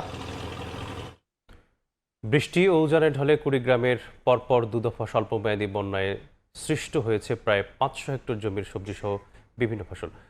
এতে চরম ক্ষতির মুখে নদ নদীর অববাহিকার কৃষকরা। তবে ক্ষতিগ্রস্ত কৃষকদের তালিকা করে পাশে দাঁড়ানোর আশ্বাস কৃষি বিভাগের। বাচ্চা সৈকতের তথ্য এবং জামিন মিয়ার ছবিতে রিপোর্ট। বন্যার পানিতে তলিয়ে সম্পূর্ণরূপে নষ্ট হয়ে গেছে একরের পর একর পটল ও করলা ক্ষেত। ক্ষতিগ্রস্ত পাটসহ অন্যান্য ফসলের ক্ষেতও। 2 সপ্তাহ আগে বৃষ্টি ও উজানের ঢলে কুড়িগ্রামের 9 উপজেলার উপর দিয়ে প্রবাহিত ব্রহ্মপুত্র, ধরলা, তিস্তা ও দুধকুমারের পানি বৃদ্ধি পেয়ে তলিয়ে যায় নদ নদীর অববাহিকা সহ নিচু এলাকা। এতে নষ্ট হয় পটল, শসা, করলা, পাট, বাদাম, আমন, বীজতলা সহ বিভিন্ন ফসল। কৃষকরা জানায়, হঠাৎ বন্যায় তাদের ক্ষেত নষ্ট হওয়ায় ধার দেনা করে লাগানো ফসলে উৎপাদিত খরচই তুলতে পারেননি তারা। পানি নেমে গেলে পরবর্তী ফসল চাষে সরকারি সহযোগিতা কামনা তাদের। আমার সব শেষ, ক্ষতিগ্রস্ত আবাদ কোনো তার তো ক্যাশ নেই। সরকার যদি সহযোগিতা না করে তাহলে তো আমাদের। তবে বন্যায় ক্ষতিগ্রস্ত কৃষকদের তালিকা করে পাশে দাঁড়ানোর আশ্বাস কৃষি বিভাগের। পানি নেমে যাওয়ার পরে সেখানে যে পরবর্তী করণীয়, অন্যান্য যে সার্বিক সহযোগিতা এবং পরবর্তীতে মৌসুমে তারা কোন ধরনের ফসল চাষাবাদ করবে সে বিষয়ে কৃষকদেরকে সার্বিক সহযোগিতা প্রদান করা হচ্ছে। কৃষি বিভাগের তথ্য মতে পরপর 2 দফা বন্যায় পানিতে তলিয়ে যায় জেলার 9 উপজেলার 499 হেক্টর জমির সবজি সহ বিভিন্ন ফসলের ক্ষেত। সময় সংবাদ, কুড়িগ্রাম। দিনাজপুরের নবাবগঞ্জ উপজেলায় একটি গুরুত্বপূর্ণ সড়ক সংস্কারে চরম অনিয়ম ও নিম্নমানের সামগ্রী ব্যবহারের অভিযোগ উঠেছে। এতে ক্ষুব্ধ হয়ে সড়ক নির্মাণ কাজ বন্ধ করে দিয়েছে এলাকাবাসী। চরম ভোগান্তিতে ওই সড়কে যাতায়াতকারী কয়েক হাজার পথচারী। এদিকে নিম্নমানের কাজের বিষয়ে লিখিত অভিযোগ পেয়ে তদন্ত কমিটি গঠন করেছে উপজেলা প্রশাসন। হিলি থেকে শফিকুল ইসলাম শফিকের তথ্য ও আমির হামজার ছবিতে রিপোর্ট। সড়কের নির্মাণ কাজের বালুর পরিবর্তে ব্যবহার করা হচ্ছে মাটি। দিনাজপুর নবাবগঞ্জ শালকুড়িয়া ইউনিয়নের ফুটানি মোড় এলাকা থেকে খায়রুলের বাড়ি পর্যন্ত প্রায় 2 কিলোমিটার রাস্তা নির্মাণের কাজ শুরু করে ঠিকাদারি প্রতিষ্ঠান রাজশাহী বরেন্দ্র কনস্ট্রাকশন। তবে সড়ক সংস্কারের নানা অনিয়মের অভিযোগ তুলে কাজ বন্ধ করে দেয় স্থানীয়রা। এতে শুষ্ক আবহাওয়ায় প্রচণ্ড ধুলাবালি আর সামান্য বৃষ্টিতে খানাখন্দ সৃষ্টি হওয়ায় ভোগান্তিতে রয়েছেন কয়েক হাজার পথচারী। যানবাহন চলাচলও প্রায় বন্ধ হওয়ায় সবচেয়ে বেশি ভোগান্তিতে স্কুল কলেজের শিক্ষার্থী, ব্যবসায়ী ও অসুস্থ রোগীরা। আমরা স্কুলে যাইতে পারি না কাদার জন্য, আত্মীয় স্বজন আসতেছে না, মেয়ে ছেলে বিয়ে হচ্ছে না, মোটরসাইকেল সব উল্টে যায়, মানুষ চলাফেরা করবে, স্কুলে যাবে, এ ধরনের কোনো পরিস্থিতি নেই। অন্য জায়গায় 1000-1200 টাকা ধান, আমাকে 700-800 টাকা ধান বিক্রি করবেন। বালি ফেলার জন্য কন্ট্রাক্টর লোক পাঠাইছিল, কিন্তু এই বালি ছিল না, এগুলা ছিল হচ্ছে মাটি। তবে অনিয়মের অভিযোগ অস্বীকার করে সংশ্লিষ্ট ঠিকাদার প্রতিষ্ঠান। আর নিম্নমানের সামগ্রী দিয়ে কোনো প্রকার কাজ করার সুযোগ নেই জানিয়ে অভিযোগের বিষয়ে তদন্ত কমিটি গঠন করা হয়েছে জানান সংশ্লিষ্ট কর্মকর্তা। এই অভিযোগটা সম্পূর্ণই একটা ভিত্তিহীন, মাল তো ওখানে ফেলাই আছে, সবার চোখে দেখা জিনিস। ঠিকাদার সাহেবকে আমরা চিঠিও দিয়েছি যে 2-3 গাড়ি বালু উনি ফেলাইছে বেডে, সেটা অপসারণ করে নতুন করে বালু ফেলবে। এটা তদন্ত করা হবে এবং যদি কোনো ধরনের অনিয়ম পাওয়া যায় সেক্ষেত্রে আইনানুগ ব্যবস্থা নেওয়া হবে। এলজিইডির অধীনে 2 কিলোমিটার এই সড়ক নির্মাণে ব্যয় ধরা হয়েছে 2,20 লাখ টাকা। সময় সংবাদ, হিলি। ঠাকুরগাঁওয়ে বছরের পর বছর ধরে পরিত্যক্ত অবস্থায় বিদ্যুৎ বিক্রয় ও বিতরণ বিভাগে নেস্কোর আবাসিক ভবনগুলো। পরিত্যক্ত হওয়ায় সব দরজা জানলা খুলে নিয়ে গেছে দুর্বৃত্তরা। ফাঁকা ভবনগুলো পরিণত হয়েছে মাদকসেবীদের আড্ডাখানা আর অসামাজিক কার্যক্রমের নিরাপদ আস্তানায়। এমন অবস্থা দেখেও কোনো রকম দায় সারার চেষ্টা কর্তৃপক্ষের। রবিল ইসলামের ছবিতে বিস্তারিত জানাচ্ছেন জিয়াউর রহমান বকুল। জেলা শহর থেকে 5 কিলোমিটার পথ পাড়ি দিলেই ঠাকুরগাঁও স্টেশন রোড এলাকায় চোখে পড়বে পরিত্যক্ত ভবনগুলোর। বিদ্যুৎ বিক্রয় ও বিতরণ বিভাগ নেসকোর আবাসিক জায়গাটি এক সময়ের কর্মচাঞ্চল্য থাকলেও এখন যেন শুনশান নীরবতা। একটা সময় সরকারি কর্মকর্তাগণ তাদের পরিবার পরিজন নিয়ে এই ভবনগুলোতে বসবাস করত, তবে সংস্কারের অভাবে ধীরে ধীরে ভবনগুলো ছেড়ে দেন তারা। পরবর্তীতে কয়েক বছর ধরে এই ভবনগুলো পরিত্যক্ত অবস্থায় পড়ে থাকায় এখানে মাদকের আড্ডাসহ সব কিছু চুরি করে নিয়ে গেছে চোরেরা। নেসকোর দেয়া তথ্য বলছে, ওই এলাকায় 1964 সালে 37 একর জমির উপর বিদ্যুৎ উপকেন্দ্র চালু হলে কর্মকর্তা কর্মচারীদের জন্য নির্মাণ করা হয় এই ডরমেটরি। 2010 সালে উপকেন্দ্রটি বন্ধ হয়ে গেলে পরিত্যক্ত হয়ে যায় ভবনগুলো। বছরের পর বছর ধরে পরিত্যক্ত থাকায় ভবনের সব দরজা জানালা চুরি হয়ে গেছে। এমনকি বর্তমানে চুরি হচ্ছে ভবনের ইটসহ সবকিছু। ভবনগুলো পরিণত হয়েছে মাদকসেবীদের আড্ডাখানা ও অসামাজিক কার্যক্রমে নিরাপদ আশ্রয়স্থল। জায়গাটা যে সংস্কার করে সরকারিভাবে কোনো ব্যবস্থা করে তাহলে পরিবেশটা ভালো হয়, আমরাও নিরাপদে থাকতে পারি। আস্তে আস্তে দেখা যায় একটা একটা করে দরজা জানলা খুলতে খুলতে বেশ কয়েকবার সব জানলাই খুলে নিয়ে চলে গেছে। এখানে নেশা বলেন, তারপর অসামাজিক কার্যকলাপ বলেন, চুরি চামারি বলেন, এখানে মানে অনেকজনকার চোরের সেফের জায়গা আর কি। পরিবেশটা যদি ভালো হয় সবারই ভালো হয়, দেখতে এটা ভালো আছে না, কলোনিটা কি ছিল কি হইলো। মূলত দিনের বেলা চুরি হয় না, এখানে অনেক লোকজন আশেপাশে দাঁড়ায়, কিন্তু রাতের বেলা থাকে ওরা, আর আমরা তো ডিউটি করি এখানে। আর নেসকোর কর্মকর্তারা বলছেন, ব্যবস্থা নিতে ঊর্ধ্বতন কর্মকর্তাদের জানানো হয়েছে। পরিত্যক্ত বিল্ডিং আছে, ওখানে আনসাররা কোনো রকম করে থাকে আর কি। বাদ বাকি ওই কোয়ার্টারগুলো এসপায়ার সাইন ওইটা পরিত্যক্ত কোয়ার্টার। হেড অফিসের মতো কলোনিতে যে কোয়ার্টার আছে সেগুলোও কিন্তু ঠিক করতেছে না। নেসকোর এই ডরমিটরিতে বর্তমানে 34টি আধা পাকা, পাকা ও দোতলা ভবন পরিত্যক্ত অবস্থায় পড়ে রয়েছে। জিয়াউর রহমান বকুল, সময় সংবাদ, ঠাকুরগাঁও। ঘরে স্ত্রী থাকলেও প্রভাবশালী হওয়ায় 8ম শ্রেণীর শিক্ষার্থীকে তুলে নিয়ে সাজায় বিবাহের নাটক। পরবর্তীতে পরিবারকে দেয় যৌতুকের চাপ। সামাজিকভাবে অপমান বোধ করায় আত্মহত্যার পথ বেছে নেন ওই কিশোরীর বাবা। এই ঘটনায় বুক খুললে হত্যারও হুমকি দেয় ঠাকুরগাঁওয়ের বালিয়াডাঙ্গি উপজেলার বহিষ্পাড়ি গ্রামের যুবক সাইফুল। অভিযুক্ত পলাতক রয়েছে, তাকে আইনের আওতায় আনার আশ্বাস পুলিশের। পরিবারের একমাত্র উপার্জনক্ষম ব্যক্তিকে হারিয়ে শোকাহত স্বজনরা। মেয়েকে জোরপূর্বক তুলে নেয়ার অপমান সইতে না পেরে আত্মহত্যা করেন বাবা আবুল কাশেম। গত 25 জুন স্কুলে যাওয়ার পথে 8ম শ্রেণীর শিক্ষার্থীকে তুলে নিয়ে জোর করে কাগজে সই করিয়ে বিবাহের দাবি করেন ঠাকুরগাঁয়ের বালিয়াডাঙ্গি উপজেলার মহিষমারি গ্রামের যুবক সাইফুল ইসলাম। রাতে ওই কিশোরীকে বাড়িতে ফেরত পাঠায় সে। বিষয়টি নিয়ে মুখ খুললে দেয়া হয় হত্যার হুমকি। মুখটা চাপে তারপর মারধর করলো আমাকে, সইটা নিল, সইটা নিয়ে বলতেছে বাসায় যদি এইগুলো বলো আমার বাবা দোকান থেকে বাসায় আসবে, তারপর মেরে ফেলবা। ভুক্তভোগী পরিবার জানায়, সাইফুল বিবাহিত, স্থানীয়ভাবে তারা প্রভাবশালী। সাইফুল মেয়ের পরিবারের কাছে উল্টো যৌতুক দাবি করেন। চালানো হয় অপপ্রচার। সামাজিকভাবে অপমান সইতে না পেরে আত্মহত্যা করেন শিক্ষার্থীর বাবা, জানান স্বজনরা। দেখছি যে খুব জুজগার লোকজন, বাজার মেলা আছে, তখন আমার জামাইকে ওখানে মারে গিরা দিচ্ছে। এদেরকে মারধর করছে, তাও আবার প্রকাশ্যে। তো এটা পর্যন্ত সীমাবদ্ধ থাকলে হয়তো, তখন এই পরিবারটা আরেকটু প্রতিবাদ করার চেষ্টা করছে, তখন তাদেরকে ঘর ছাড়া করছে। আমি বিচার চাই, আমি আর কোনো চাই না। ঘটনার পর অভিযুক্ত সাইফুল ও স্বজনরা পালাতক রয়েছে। তবে অভিযোগের বিষয়টি এড়িয়ে যান সাইফুলের স্ত্রী। আমি দেখিনি কোনো জোর করে বিয়ে করেনি, আমি দেখছি ওর সাথে কোনো খারাপ, বা আমি বাইরে সবসময় থাকি, কোনো খারাপ কিছু দেখিনি। পুলিশ বলছে জড়িতদের গ্রেপ্তারে অভিযান চলছে। অপহরণ এবং এই আত্মহত্যার প্ররোচনায় যারা সংশ্লিষ্ট তাদের গ্রেপ্তারের জন্য প্রচেষ্টা অব্যাহত আছে। এ ঘটনায় ভুক্তভোগীর মা বালিয়াডাঙ্গি থানায় সাইফুল ইসলাম সহ 8 জনকে আসামি করে অপহরণ ও আত্মহত্যা প্ররোচনার মামলা করেন। জিয়াউর রহমান বকুল, সময় সংবাদ, ঠাকুরগাঁও। নওগাঁয় মাদকাসক্ত ছেলের ইটের আঘাতে বাবার মৃত্যু হয়েছে। ঘটনার পর থেকে অভিযুক্ত সুমন পলাতক রয়েছে। পুলিশ জানায়, শহরের বানানীপাড়ার মাহতাব সরকারের ছেলে সুমন গত কয়েক বছর আগে মাদকের সঙ্গে জড়িয়ে পড়ে। এ নিয়ে পরিবারের সঙ্গে প্রায় ঝগড়া হতো তার। রোববার রাতে মাদক কেনার জন্য বাবার কাছে 5,000 টাকা চাইলে তাদের মধ্যে বাকবিতণ্ডা হয়। সোমবার সুমন কাঠ দিয়ে মাহতাবের মাথায় আঘাত করে, পরে আবারও ইট দিয়ে আঘাত করে মৃত্যু নিশ্চিত করে। সকালে পুলিশ মরদেহ উদ্ধার করে। ঘটনার পর থেকে সুমন পলাতক রয়েছে। ময়মনসিংহে ঘরে ঢুকে ভাড়াটিয়াকে হত্যার ঘটনায় 4 জনকে গ্রেপ্তার করা হয়েছে। পুলিশ জানায়, নগরীর ছত্তিশপাড়ি কলোনির বাসিন্দা পারুলের বাসায় প্রায় 1 মাস আগে একটি কক্ষ ভাড়া নেয় রুবেল। সেখানে নিয়মিত মাদকের আসর এবং কারবারের অভিযোগ রয়েছে রুবেলের বিরুদ্ধে। এসব টের পেয়ে তাকে বাসা ছাড়তে চাপ দেন পারুল। রোববার সকালে পারুলের কাছে গিয়ে বাসা ছাড়বেন না বলে জানান রুবেল। এ নিয়ে বাকবিতণ্ডার এক পর্যায়ে পারুলের সঙ্গে রুবেলের ধস্তাধস্তি হয়।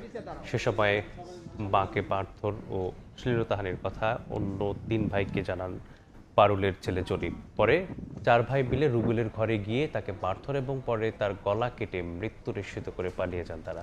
রাতেই 4 জনকে গ্রেপ্তার করে পিবিআই। জিজ্ঞাসাবাদে ঘটনায় জড়িত থাকার কথা স্বীকার করেছেন তারা।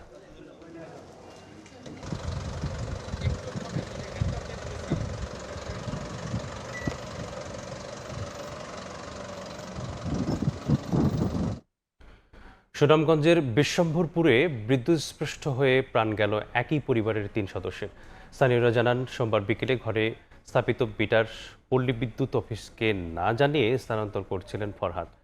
বিদ্যুৎস্পৃষ্ট হলে তাকে উদ্ধার করে এগিয়ে আসেন পিতা নুরুল আমিন। তিনিও হন বিদ্যুৎস্পৃষ্ট। ছেলে ও স্বামীকে উদ্ধারে এগিয়ে যান ফাতেমা খানম। বিদ্যুৎস্পৃষ্ট হন তিনিও। 3 জনকে উদ্ধার করে উপজেলা স্বাস্থ্য কমপ্লেক্সে নেওয়া হলে তাদের সবাইকে মৃত ঘোষণা করেন কর্তব্যরত চিকিৎসক। দিনাজপুরের অধিকাংশ সরকারি প্রাথমিক বিদ্যালয়ে নেই প্রধান শিক্ষক। ভারপ্রাপ্ত শিক্ষকদের দিয়ে প্রশাসনিক ও দাপ্তরিক কাজ চালানোর ব্যাহত হচ্ছে পাঠাদান কার্যক্রম। যদিও এক অনুষ্ঠানে শিক্ষামন্ত্রী আশ্বাস দিয়েছেন, খুব শীঘ্রই শূন্য পদে নিয়োগ দেওয়া হবে। গোলাম নবী দুলালের তথ্য ও মনজিদ আলম শিমুলের ছবি নিয়ে রিপোর্ট। দিনাজপুরের 13 উপজেলা জুড়ে তীব্র শিক্ষক সংকট। অধিকাংশ সরকারি বিদ্যালয়েই নেই প্রধান শিক্ষক। এ অবস্থায় বিদ্যালয়গুলোতে ভারপ্রাপ্ত প্রধান শিক্ষক হিসেবে দায়িত্ব পালন করছেন জ্যেষ্ঠ সহকারী শিক্ষকরা। এতে অতিরিক্ত কাজের চাপে মূল পাঠদান কার্যক্রমে ব্যাঘাত ঘটছে। বিদ্যালয়ের সার্বিক শৃঙ্খলার অভাব তৈরি হচ্ছে, যার সরাসরি প্রভাব পড়ছে কোমলমতি শিশুদের উপর। হেড স্যার না থাকায় আমাদের সমস্যা হচ্ছে। একটা হেড স্যার দিলে ভালো হয়। যত তাড়াতাড়ি হচ্ছে আমাদের স্কুলের একটা হেড স্যার দরকার। আমাদের স্কুলে প্রধান শিক্ষক না থাকায় আমাদের 4 জনের মধ্যে স্কুলে ক্লাস নেওয়ার জন্য খুবই অনেক অসুবিধা হয়ে যায়। স্কুলের ক্লাসের কাজ এবং অফিসের কাজ দুদিকে দৌড়াতে গেলে দেখা যায় বাচ্চাদের লেখাপড়ার ক্ষতি হয় কিছুটা। দীর্ঘদিন ধরে প্রধান শিক্ষকের শূন্য পদে পদোন্নতি এবং নতুন নিয়োগ প্রক্রিয়া ধীরগতির কারণেই মূলত এই সংকট তৈরি হয়েছে বলে মনে করে কর্তৃপক্ষ। এই পদগুলো পূরণের জন্য আমরা বরাবরই শূন্য পদের তথ্য ঊর্ধ্বতন কর্তৃপক্ষের নিকট প্রেরণ করে থাকি, যেন দ্রুত এই পদগুলো পূরণ করা। এদিকে এক অনুষ্ঠানে অংশ নিয়ে শিক্ষামন্ত্রী জানান, শীঘ্রই প্রধান শিক্ষকের পদে নিয়োগ দেওয়া হবে। আমরা শিক্ষক নিয়োগ দিতে পারবো। এই যে শিক্ষক নাই আজকে এই নিয়ারলি 10 ইয়ার্স, সেই রিপোর্টটা আমাকে ডিসি সাহেব বললেন। আপনি গ্রাম গ্রামান্তরে গিয়ে দেখবেন ওনার 6 জনের যদি শিক্ষকের থেকে থাকে একটা প্রাথমিক স্কুলে, সেই যে আছে 3 জন 4 জন। দিনাজপুরের কাহরোল উপজেলায় 121টি সরকারি প্রাথমিক বিদ্যালয়ের মধ্যে প্রধান শিক্ষক ছাড়াই চলছে 32টি। সময় সংবাদ, দিনাজপুর। নীলফামারীতে 5টি মা ও শিশু কল্যাণ কেন্দ্র থাকলেও জনবল সংকট, ওষুধের অভাব ও চিকিৎসা যন্ত্রপাতির সংকটে বেহাল। সপ্তাহে 7 দিন 24 ঘন্টা প্রসূতি মায়েদের সেবা দেওয়ার নিয়ম থাকলেও কেন্দ্রগুলোতে সেবা বঞ্চিত হচ্ছেন রোগীরা। জেলা প্রশাসক জানান, জনবল সহ সব সংকটের কথা ঊর্ধ্বতন কর্তৃপক্ষকে জানানো হয়েছে। মোহাম্মদ সোহেলের ক্যামেরায় শাকির হোসেন বাদলের রিপোর্ট। জনবলের অভাবে ভিতরের কক্ষগুলো ফাঁকা, শয্যাগুলোর বেশিরভাগই খালি, হাতে গোনা কয়েকজন রোগী। নিম্ন আয়ের কৃষি ও শিল্প শ্রমজীবী মানুষের সংখ্যাধিক্যের জনপদ নীলফামারী। এসব পরিবারের প্রসূতি মায়েদের সপ্তাহে 7 দিন 24 ঘন্টা চেক আপ, স্বাভাবিক প্রসব উত্তর সেবা, কিশোরীদের কাউন্সেলিং, পরিবার পরিকল্পনা সেবা দেওয়ার জন্য রয়েছে 5টি মা ও শিশু কল্যাণ কেন্দ্র। কিন্তু চিকিৎসক, জনবল, চিকিৎসা যন্ত্রপাতি ও ওষুধ সংকটে কেন্দ্রগুলোর অবকাঠামো চাকচিক্য থাকলেও সেবা প্রদানে বেহাল। আমরা এখানে সেবা নেওয়ার জন্য আসি, কিন্তু ঠিকমতো সেবা পাই না। ওষুধ পানি আমাদেরকে বাইরে থেকে কিনতে হয়। ল্যাব আছে কিন্তু এখানে ট্রিটমেন্ট হচ্ছে না। জনবলের ঘাটতি আছে। জনবল যদি প্রপারলি সঠিকভাবে হয় তাহলে সেবার মানটা বাড়বে। ওষুধ সামগ্রীগুলো অনেক দিন ধরে আসলেই সরবরাহ হচ্ছে না, বিধায় মানুষের একটু ভোগান্তি হচ্ছে। পরবর্তীতে ওষুধ সরবরাহ সাপেক্ষে আমরা মানুষকে বিনামূল্যে বিতরণ করতে পারবো। তবে জেলা প্রশাসক জানালেন, জনবল সহ যাবতীয় সংকটের কথা ঊর্ধ্বতন কর্তৃপক্ষকে জানানো হয়েছে। আমি কয়েকটি দেখেছি, কয়েকটি হাসপাতালে আমি ভিজিটও করেছি গত বছর এবং এবছর করেছি। প্রকৃত অর্থে ওদের লোকবল নিয়োগ নাই, সে বিষয়টা আমরা উপরে জানিয়েছি। এখানকার ডিডি মহের সাথে কথা হয়েছে।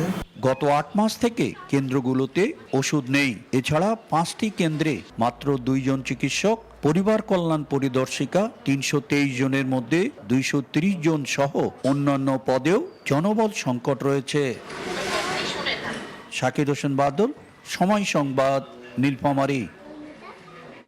নেই আধুনিক ডাম্পইয়ার্ড। খোলা আকাশের নিচে প্রতিদিন শত শত টন বর্জ্য ফেলছে রংপুর সিটি কর্পোরেশন, অথচ 2016 সালে 2.25 কোটি টাকা ব্যয়ে পচনশীল বর্জ্য প্রক্রিয়াজাত করে জৈব সার উৎপাদনের একটি প্লান্ট নির্মাণ করা হলেও তা আলোর মুখ দেখেনি।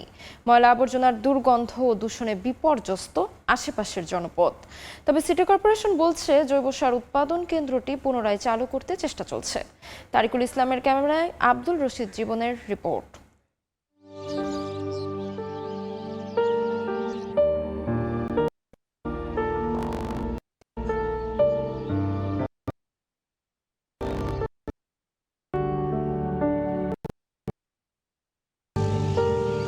আধুনিক বর্জ্য ব্যবস্থাপনা না থাকায় এভাবেই প্রতিদিন শত শত টন মিশ্র বর্জ্য খোলা আকাশের নিচে ফেলছে রংপুর সিটি কর্পোরেশন। এতে দুর্গন্ধ ছড়িয়ে দূষিত হচ্ছে পরিবেশ, বাড়ছে স্বাস্থ্য ঝুঁকি।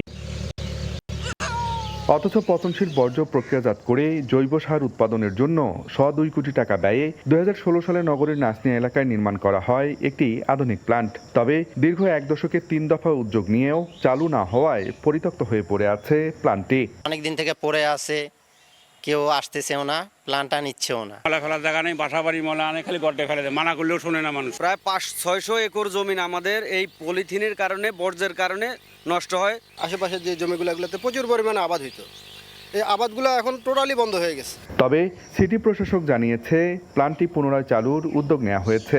এই সংক্রান্ত যারা টেকনিক্যাল পার্ট আছে তাদেরকে দিয়ে আমি একটি কমিটি করে দিয়েছি। তো আমাদের সেই কমিটি কাজ করছে। আমি প্রত্যাশা করছি যে খুব অল্প সময়ের মধ্যে ওনারা আমাকে একটি রিপোর্ট দিবে। সংশ্লিষ্টদের মতে দুর্বল ব্যবস্থাপনার কারণেই প্রকল্পটি দীর্ঘদিনেও কার্যকর হয়নি। একদিকে সার উৎপাদন, অন্যদিকে পরিবেশ বান্ধব নগরী গড়ার লক্ষ্য নিয়ে 2016 সালে নির্মাণ করা হয় এই জৈব সার প্লান্টটি।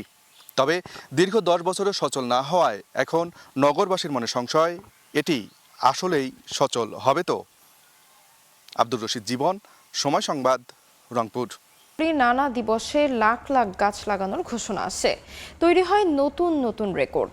বিগত 1 দশকে বৃক্ষরোপণ ঘিরে হয়েছে এমন অসংখ্য রেকর্ড, কিন্তু সেই গাছগুলোর কতটি বা টিকে থাকে? জলবায়ু পরিবর্তনের ঝুঁকি মোকাবেলায় এবার বিএনপি সরকার নিয়েছে 5 বছরে 25 কোটি গাছ লাগানোর কর্মসূচি।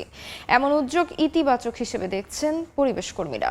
তাদের মতে শুধু চারা রোপণ নয়, সমান গুরুত্ব দিতে হবে পরিচর্যাতেও।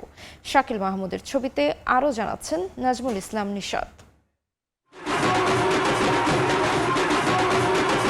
কুড়িগ্রামের রাজারহাট উপজেলা 2017 সালে এখানে হয়েছিল এক ব্যতিক্রমী উদ্যোগ। তৎকালীন উপজেলা নির্বাহী কর্মকর্তা রফুল ইসলামের নেতৃত্বে মাত্র 1 ঘন্টায় রোপণ করা হয় প্রায় 7 লাখ গাছ।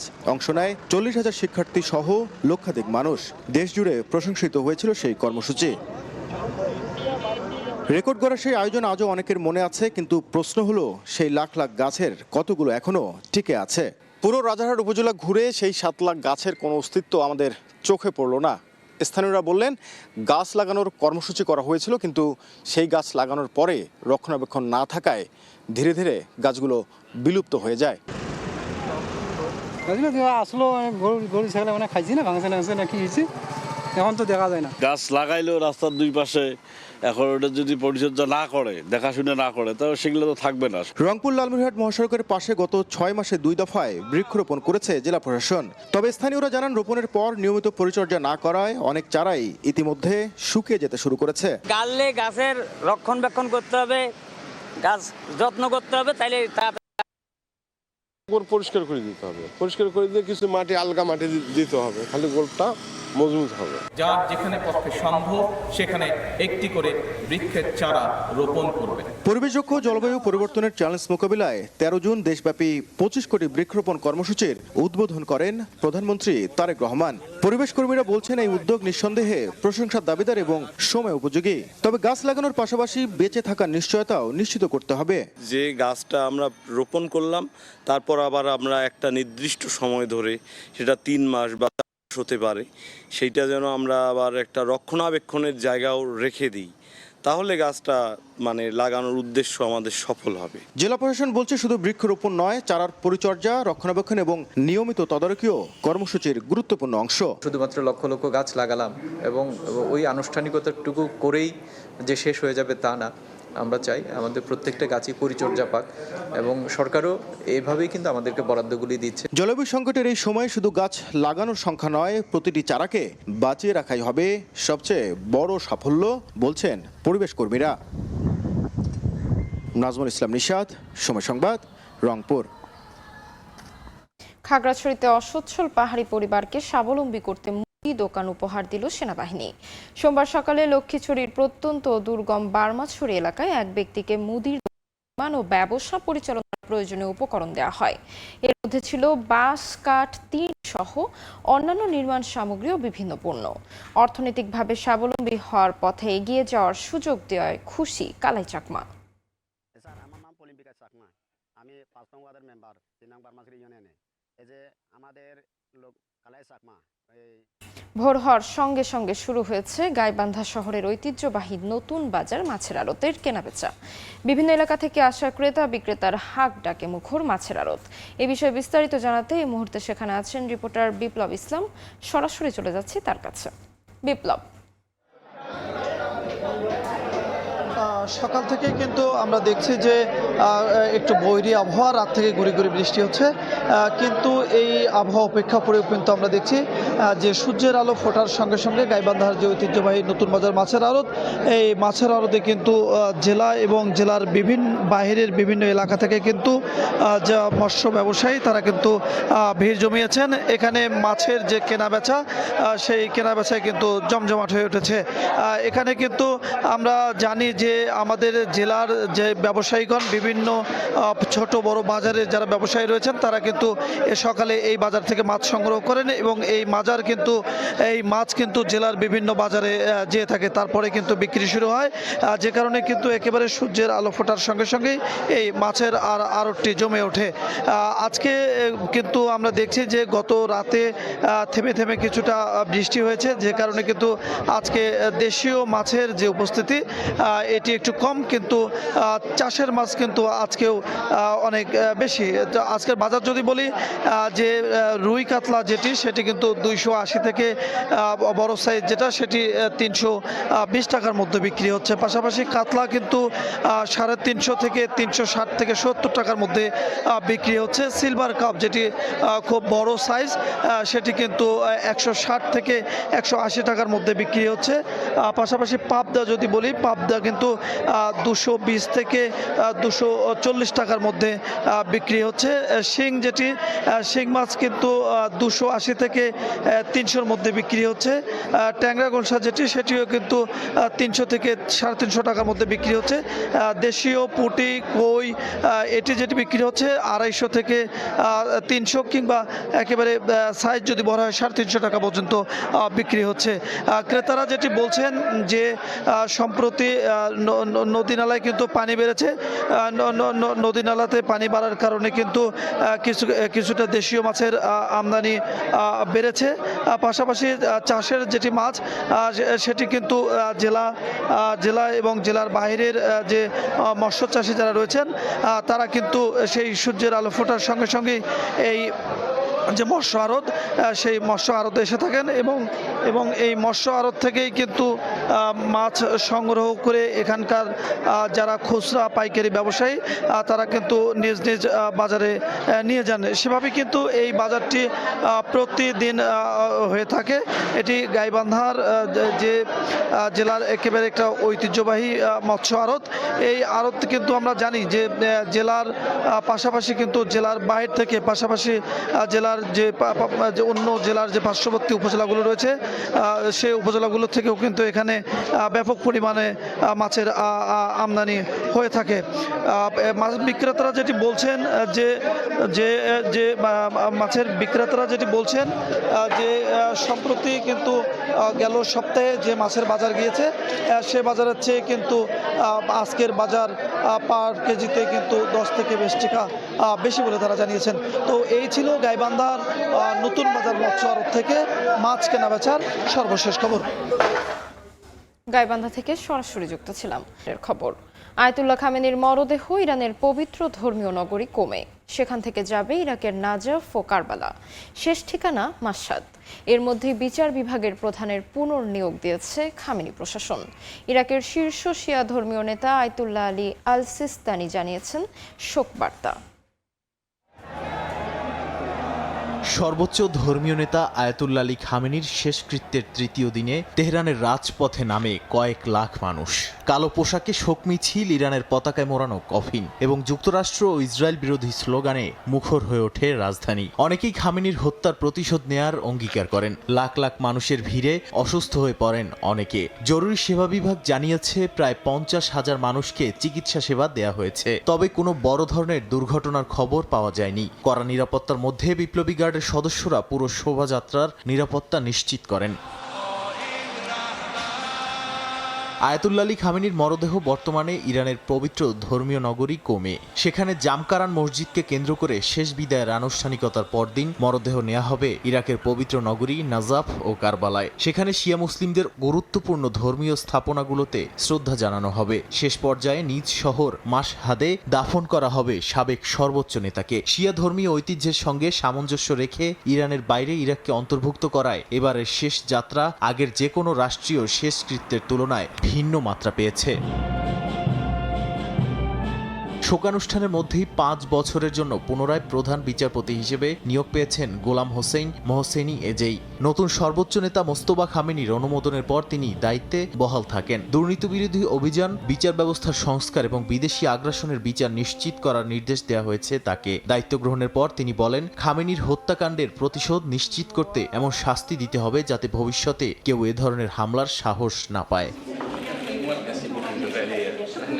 এদিকে ইরাকের শীর্ষ শিয়া ধর্মীয় নেতা গ্র্যান্ড আয়াতুল্লাহ আলী আল সিস্তানি শোকবার্তায় খামেনির মৃত্যুতে গভীর শোক প্রকাশ করেন এবং তাকে মুসলিম বিশ্বের একজন প্রভাবশালী ধর্মীয় নেতা হিসেবে উল্লেখ করেন। তার এই বার্তাকে ইরান ইরাকের ধর্মীয় সম্পর্ক এবং শিয়া বিশ্বের ঐক্যের গুরুত্বপূর্ণ প্রতীক হিসেবে দেখা হচ্ছে। নাদিম মারজান, সময় সংবাদ। ইরানের প্রয়াত সর্বোচ্চ নেতা আয়াতুল্লাহ আলী খামেনির শেষকৃত্য ও বিদায় অনুষ্ঠানে লাখো মানুষের ঢল নেমেছে। তেহরানের ইমাম খোমেনি গ্র্যান্ড মুসল্লায় সমবেত হওয়া মানুষদের সেবায় দিনরাত কাজ করছেন হাজারো স্বেচ্ছাসেবী। যুদ্ধপ্রিয় নেতাকে হারানোর ক্ষত ভুলে ইরানিরা প্রদর্শন করছেন অনন্য জাতীয় সংহতি ও ঐক্যের নজির। যুক্তরাষ্ট্র ইসরায়েলের বিমান হামলায় নিহত ইরানের দীর্ঘকালীন সর্বোচ্চ নেতা আয়াতুল্লাহ আলী খামেনির রাষ্ট্রীয় বিদায় অনুষ্ঠানকে কেন্দ্র করে তেহরানে তৈরি হয়েছে এক আবেগঘন পরিবেশ। হাজার হাজার সাধারণ মানুষ, সেনা সদস্য ও ধর্মীয় শিক্ষার্থীরা সমবেত হয়ে প্রিয় নেতার প্রতি শেষ শ্রদ্ধা জানাচ্ছেন। এই বিশাল সংখ্যক শোকার্ত মানুষের সেবায় স্বতঃস্ফূর্তভাবে এগিয়ে এসেছেন শত শত স্বেচ্ছাসেবী ও দাতব্য সংস্থা। তেহরানের বিভিন্ন অস্থায়ী ক্যাম্পে অবস্থান নেয়া পুণ্যার্থীদের জন্য দিনরাত চলছে খাবার ও পানীয় তৈরির কাজ। প্রতিদিন সকাল, দুপুর ও রাতে হাজার হাজার মানুষের জন্য খাবার প্রস্তুত করছেন স্বেচ্ছাসেবীরা, যার সম্পূর্ণ খরচ আসছে সাধারণ মানুষের অনুদান থেকে। মনের ভেতর গভীর ক্ষত ও শোক চেপে রেখে আগত অতিথিদের দেখভালে নিরলস পরিশ্রম করছেন এই যুবকরা।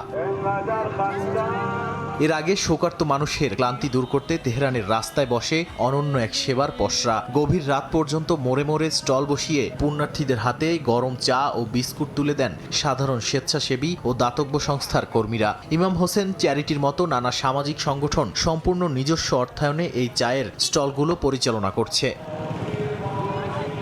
চায়ের কাপ হাতে দাঁড়িয়ে সাধারণ মানুষ ও দাতব্য কর্মীরা মেতে ওঠেন নানা আলাপে, যেখানে উঠে আসে সদ্য সমাপ্ত যুদ্ধের কঠিন দিনগুলোর অভিজ্ঞতা। রমজান মাসের পবিত্র দিনগুলোতে যুদ্ধের তীব্রতার কারণে কিভাবে তাদের ফ্রি ইফতার কর্মসূচি বন্ধ হয়ে গিয়েছিল সেই অবরুদ্ধ সময়ের স্মৃতি রোমন্থন করেন তারা। নাদিম মারজান, সময় সংবাদ। রাশিয়ার ভয়াবহ ক্ষেপণাস্ত্র ও ড্রোন হামলায় আবারও রক্তাক্ত কিয়েভ। রাতভর চালানো রুশ আগ্রাসনে অন্তত 15 জন এবং আশেপাশের অঞ্চলে আরও 8 জন নিহত হয়েছেন। আহত হয়েছেন শতাধিক মানুষ। এদিকে যুদ্ধ শেষের আশা দেখিয়েছেন মার্কিন প্রেসিডেন্ট ডোনাল্ড ট্রাম্প, যদিও নিজের শর্তে শান্তি আলোচনার অবস্থানেই অনড় ভ্লাদিমির পুতিন। ইউক্রেনের রাজধানী কিয়েভে রাতভর ব্যাপক ক্ষেপণাস্ত্র ড্রোন হামলা চালিয়েছে রাশিয়া। ইউক্রেনীয় কর্তৃপক্ষ জানিয়েছে কিয়েভ ও আশপাশের অঞ্চলে বেশ কয়েকজন হতাহত হয়েছেন, আহত হয়েছেন আরও শতাধিক মানুষ। বহু আবাসিক ভবন ধসে পড়েছে, আগুনে পুড়েছে বিভিন্ন স্থাপনা। ইউক্রেনের বিমান বাহিনীর দাবি, রাশিয়া 23টি ব্যালিস্টিক ক্ষেপণাস্ত্র ছুড়লেও ইন্টারসেপ্টর সংকটের কারণে একটিও ভূপাতিত করা সম্ভব হয়নি। তবে ক্রুজ ক্ষেপণাস্ত্র ও বেশিরভাগ ড্রোন প্রতিহত করা হয়েছে। হামলার পর প্রেসিডেন্ট ভলোদিমির জেলেনস্কি বলেছেন, যুক্তরাষ্ট্র ও ইউরোপের গুদামে প্যাট্রিয়ট ক্ষেপণাস্ত্র থাকা সত্ত্বেও ইউক্রেন প্রয়োজনীয় সহায়তা পাচ্ছে না। বলেন, আধুনিক আকাশ প্রতিরক্ষা না পেলে রাশিয়া বেসামরিক স্থাপনায় হামলা অব্যাহত রাখবে। এ সপ্তাহের ন্যাটো সম্মেলনে মিত্রদের কাছ থেকে শক্তিশালী সিদ্ধান্ত এবং নতুন আকাশ প্রতিরক্ষা ব্যবস্থা পাওয়ার আহ্বান জানিয়েছেন তিনি। ইউরোপীয় কমিশনের প্রেসিডেন্ট উর্সুলা ভন ডার লায়েনও ইউক্রেনের জরুরি প্রতিরক্ষা প্রয়োজনকে সম্মেলনের অন্যতম অগ্রাধিকার বলে উল্লেখ করেছেন। এদিকে হোয়াইট হাউসে সাংবাদিকদের সঙ্গে আলাপকালে মার্কিন প্রেসিডেন্ট ডোনাল্ড ট্রাম্প দাবি করেছেন, রাশিয়া ইউক্রেন যুদ্ধের অবসান মানুষের ধারণার চেয়েও কাছাকাছি। তার দাবি, প্রেসিডেন্ট পুতিন যুদ্ধ শেষ করতে চান এবং জেলেনস্কিও এখন শান্তি চান। ন্যাটো সম্মেলনের ফাঁকে ট্রাম্প ও জেলেনস্কির বৈঠকের সম্ভাবনা রয়েছে। তবে যুদ্ধক্ষেত্রে হামলা অব্যাহত থাকায় ট্রাম্পের আশাবাদ কতটা বাস্তবসম্মত তা নিয়ে প্রশ্ন উঠছে। অন্যদিকে কয়েক সপ্তাহ আগে দেয়া এক বক্তব্যে ভ্লাদিমির পুতিন আবারও স্পষ্ট করেছেন, রাশিয়া যুদ্ধবিরতিতে আগ্রহী হলেও তা হবে নিজেদের নির্ধারিত শর্তে। তার দাবি, দনবাস সহ দখলকৃত অঞ্চল নিয়ে পূর্ববর্তী সমঝোতার ভিত্তিতেই শান্তি সম্ভব এবং ইউক্রেনকেও ছাড় দিতে হবে। একই সঙ্গে তিনি রাশিয়ার সেনাবাহিনীর অগ্রগতির দাবি করেন এবং প্রয়োজনে ওরেশনিক হাইপারসনিক ক্ষেপণাস্ত্র ব্যবহারের ইঙ্গিত দেন। তাই একদিকে কূটনৈতিক তৎপরতা বাড়লেও অন্যদিকে যুদ্ধক্ষেত্রে হামলা ও কঠোর অবস্থানই সংকটের দ্রুত সমাধানের সম্ভাবনাকে অনিশ্চিত করে তুলছে বলে মনে করেন অনেকে। নাদিম মারজান, সময় সংবাদ। কলকাতার অদূরে বারুইপুরে এক শিশুকে গণধর্ষণ, হত্যা ও বস্তাবন্দি করে পুকুরে ফেলে দেওয়ার ঘটনায় উত্তপ্ত পশ্চিমবঙ্গের রাজনীতি। ঘটনার জেরে 3 জনকে গ্রেফতার করেছে পুলিশ।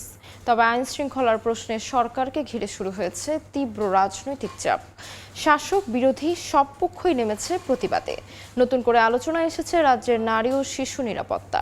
বিস্তারিত সুব্রত আচার্যের রিপোর্ট। কলকাতার উপকণ্ঠ বারুইপুরে এক নাবালিকাকে গণধর্ষণ ও নির্মমভাবে হত্যার পর বস্তাবন্দি করে জলাশয়ে ফেলে দেওয়ার ঘটনায় চাঞ্চল্য ছড়িয়ে পড়ে। 4 ও 5 জুলাই মধ্যরাতে সূর্যপুর এলাকার একটি পুকুর থেকে স্থানীয়রা মরদেহ উদ্ধার করেন। এই ঘটনায় জড়িত সন্দেহে বেশ কয়েকজনকে গ্রেপ্তার করেছে পুলিশ। তবে স্থানীয়দের অভিযোগ, নিখোঁজের অভিযোগ জানানোর পরও পুলিশ শুরুতে যথাযথ তৎপরতা দেখায়নি।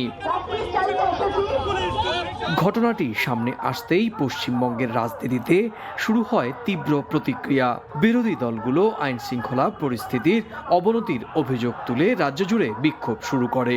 একই সময়ে সরকার বিরোধী আন্দোলনের আশঙ্কায় রোববার রাতেই মমতা বন্দ্যোপাধ্যায়ের বাসভবনের সামনে বিপুল সংখ্যক পুলিশ ও কেন্দ্রীয় বাহিনী মোতায়েন করা হয়। পরে সোমবার সন্ধ্যায় পুলিশ সরে গেলে সবুজ রঙের মোমবাতি জ্বালিয়ে প্রতিবাদ কর্মসূচিতে অংশ নেন মমতা ও তার সমর্থকরা। ঘটনাটি ঘিরে বাম দলগুলোর পক্ষ থেকেও আলাদা প্রতিবাদ কর্মসূচি পালন করা হয়। পানিহাটি সহ বিভিন্ন এলাকায় বিক্ষোভ মিছিল বের করা হয়। তৃণমূল কংগ্রেসের প্রতিনিধি দল ঘটনাস্থলে গিয়ে নিহত কিশোরীর পরিবারের সঙ্গে দেখা করেন। একই দিনে ঘটনাস্থল পরিদর্শন করেন বাম নেতারাও।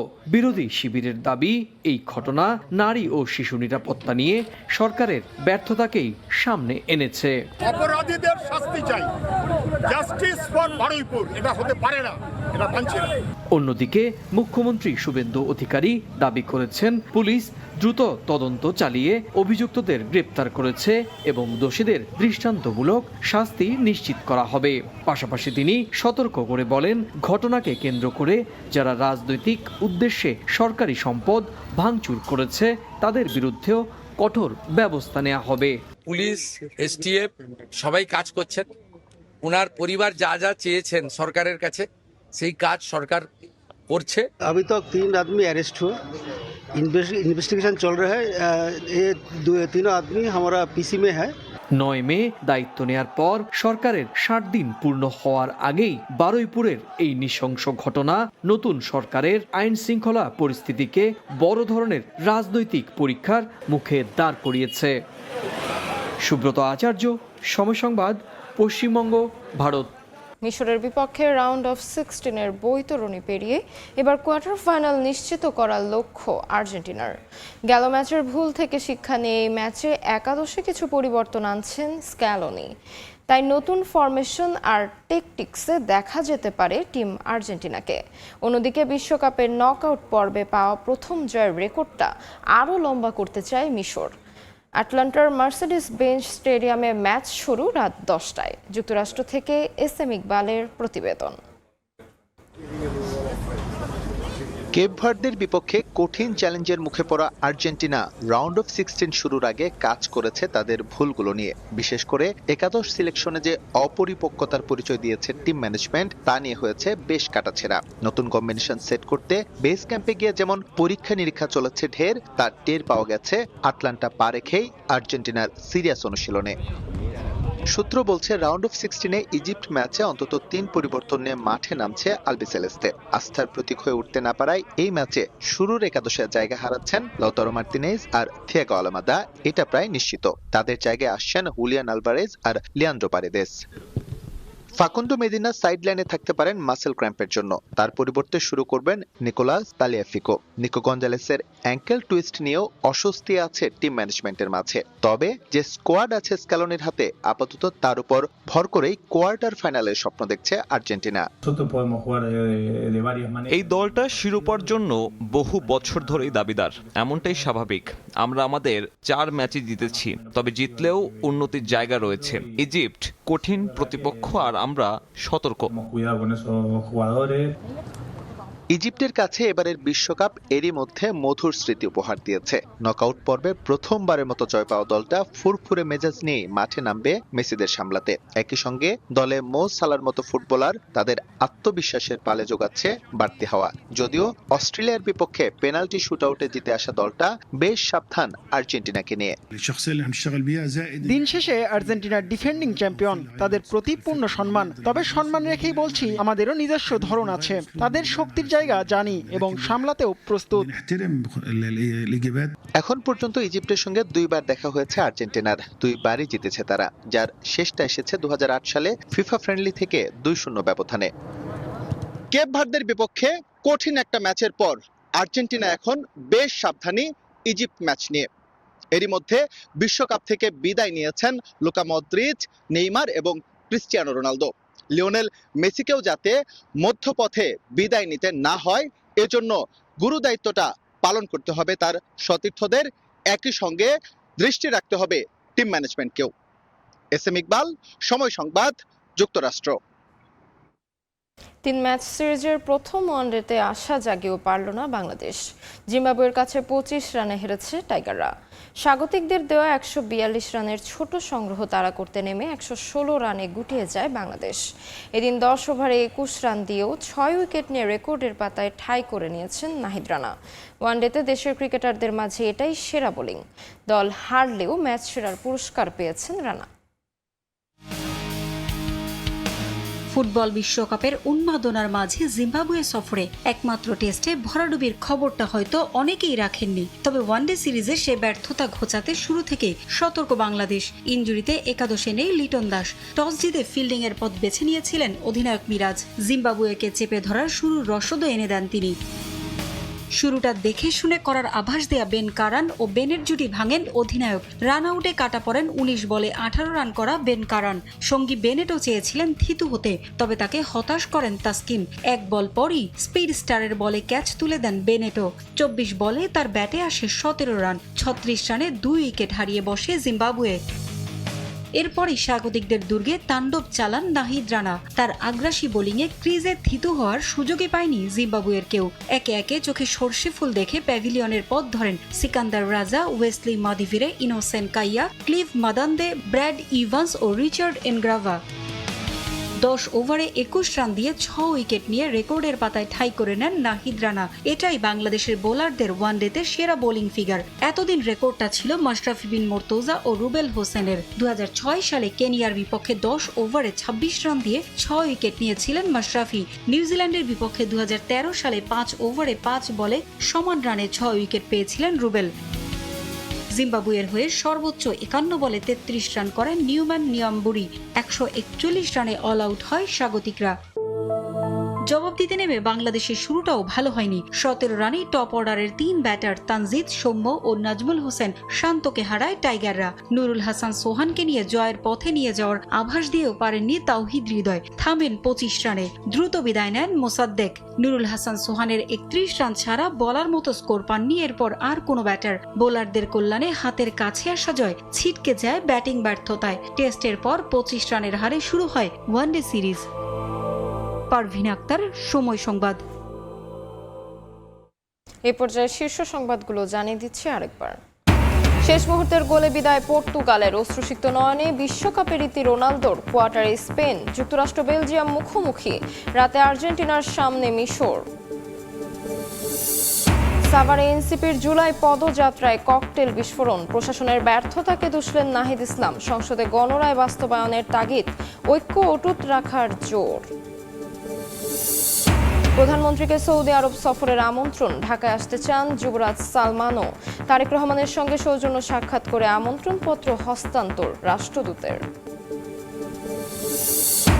শহীদ সোহরাওয়ার্দী মেডিকেলের মর্গ ঘিরে নীরব চাঁদাবাজি। ময়নাতদন্তের জন্য পদে পদে দিতে হয় টাকা। রাজধানীর বেশিরভাগ সরকারি হাসপাতালে একই চিত্র, ভোগান্তিতে স্বজনরা।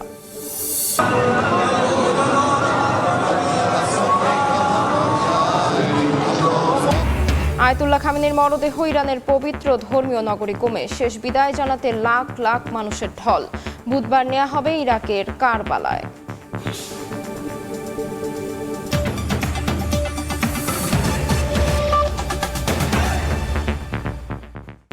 এ ছিল ভোরের সময়। দর্শক, বিশ্বকাপ ফুটবলের মহাযজ্ঞ সরাসরি সম্প্রচার করছে সময় টেলিভিশন। দেখতে চোখ রাখুন সময়ের পর্দায়। এরপর সকালের সময়ের সঙ্গে থাকবেন সহকর্মী মেজবাউল আলিফ। ধন্যবাদ তাজবিলা। সকালের সময় নিয়ে আসছি কিছুক্ষণ পর, সঙ্গেই থাকুন সময়ের।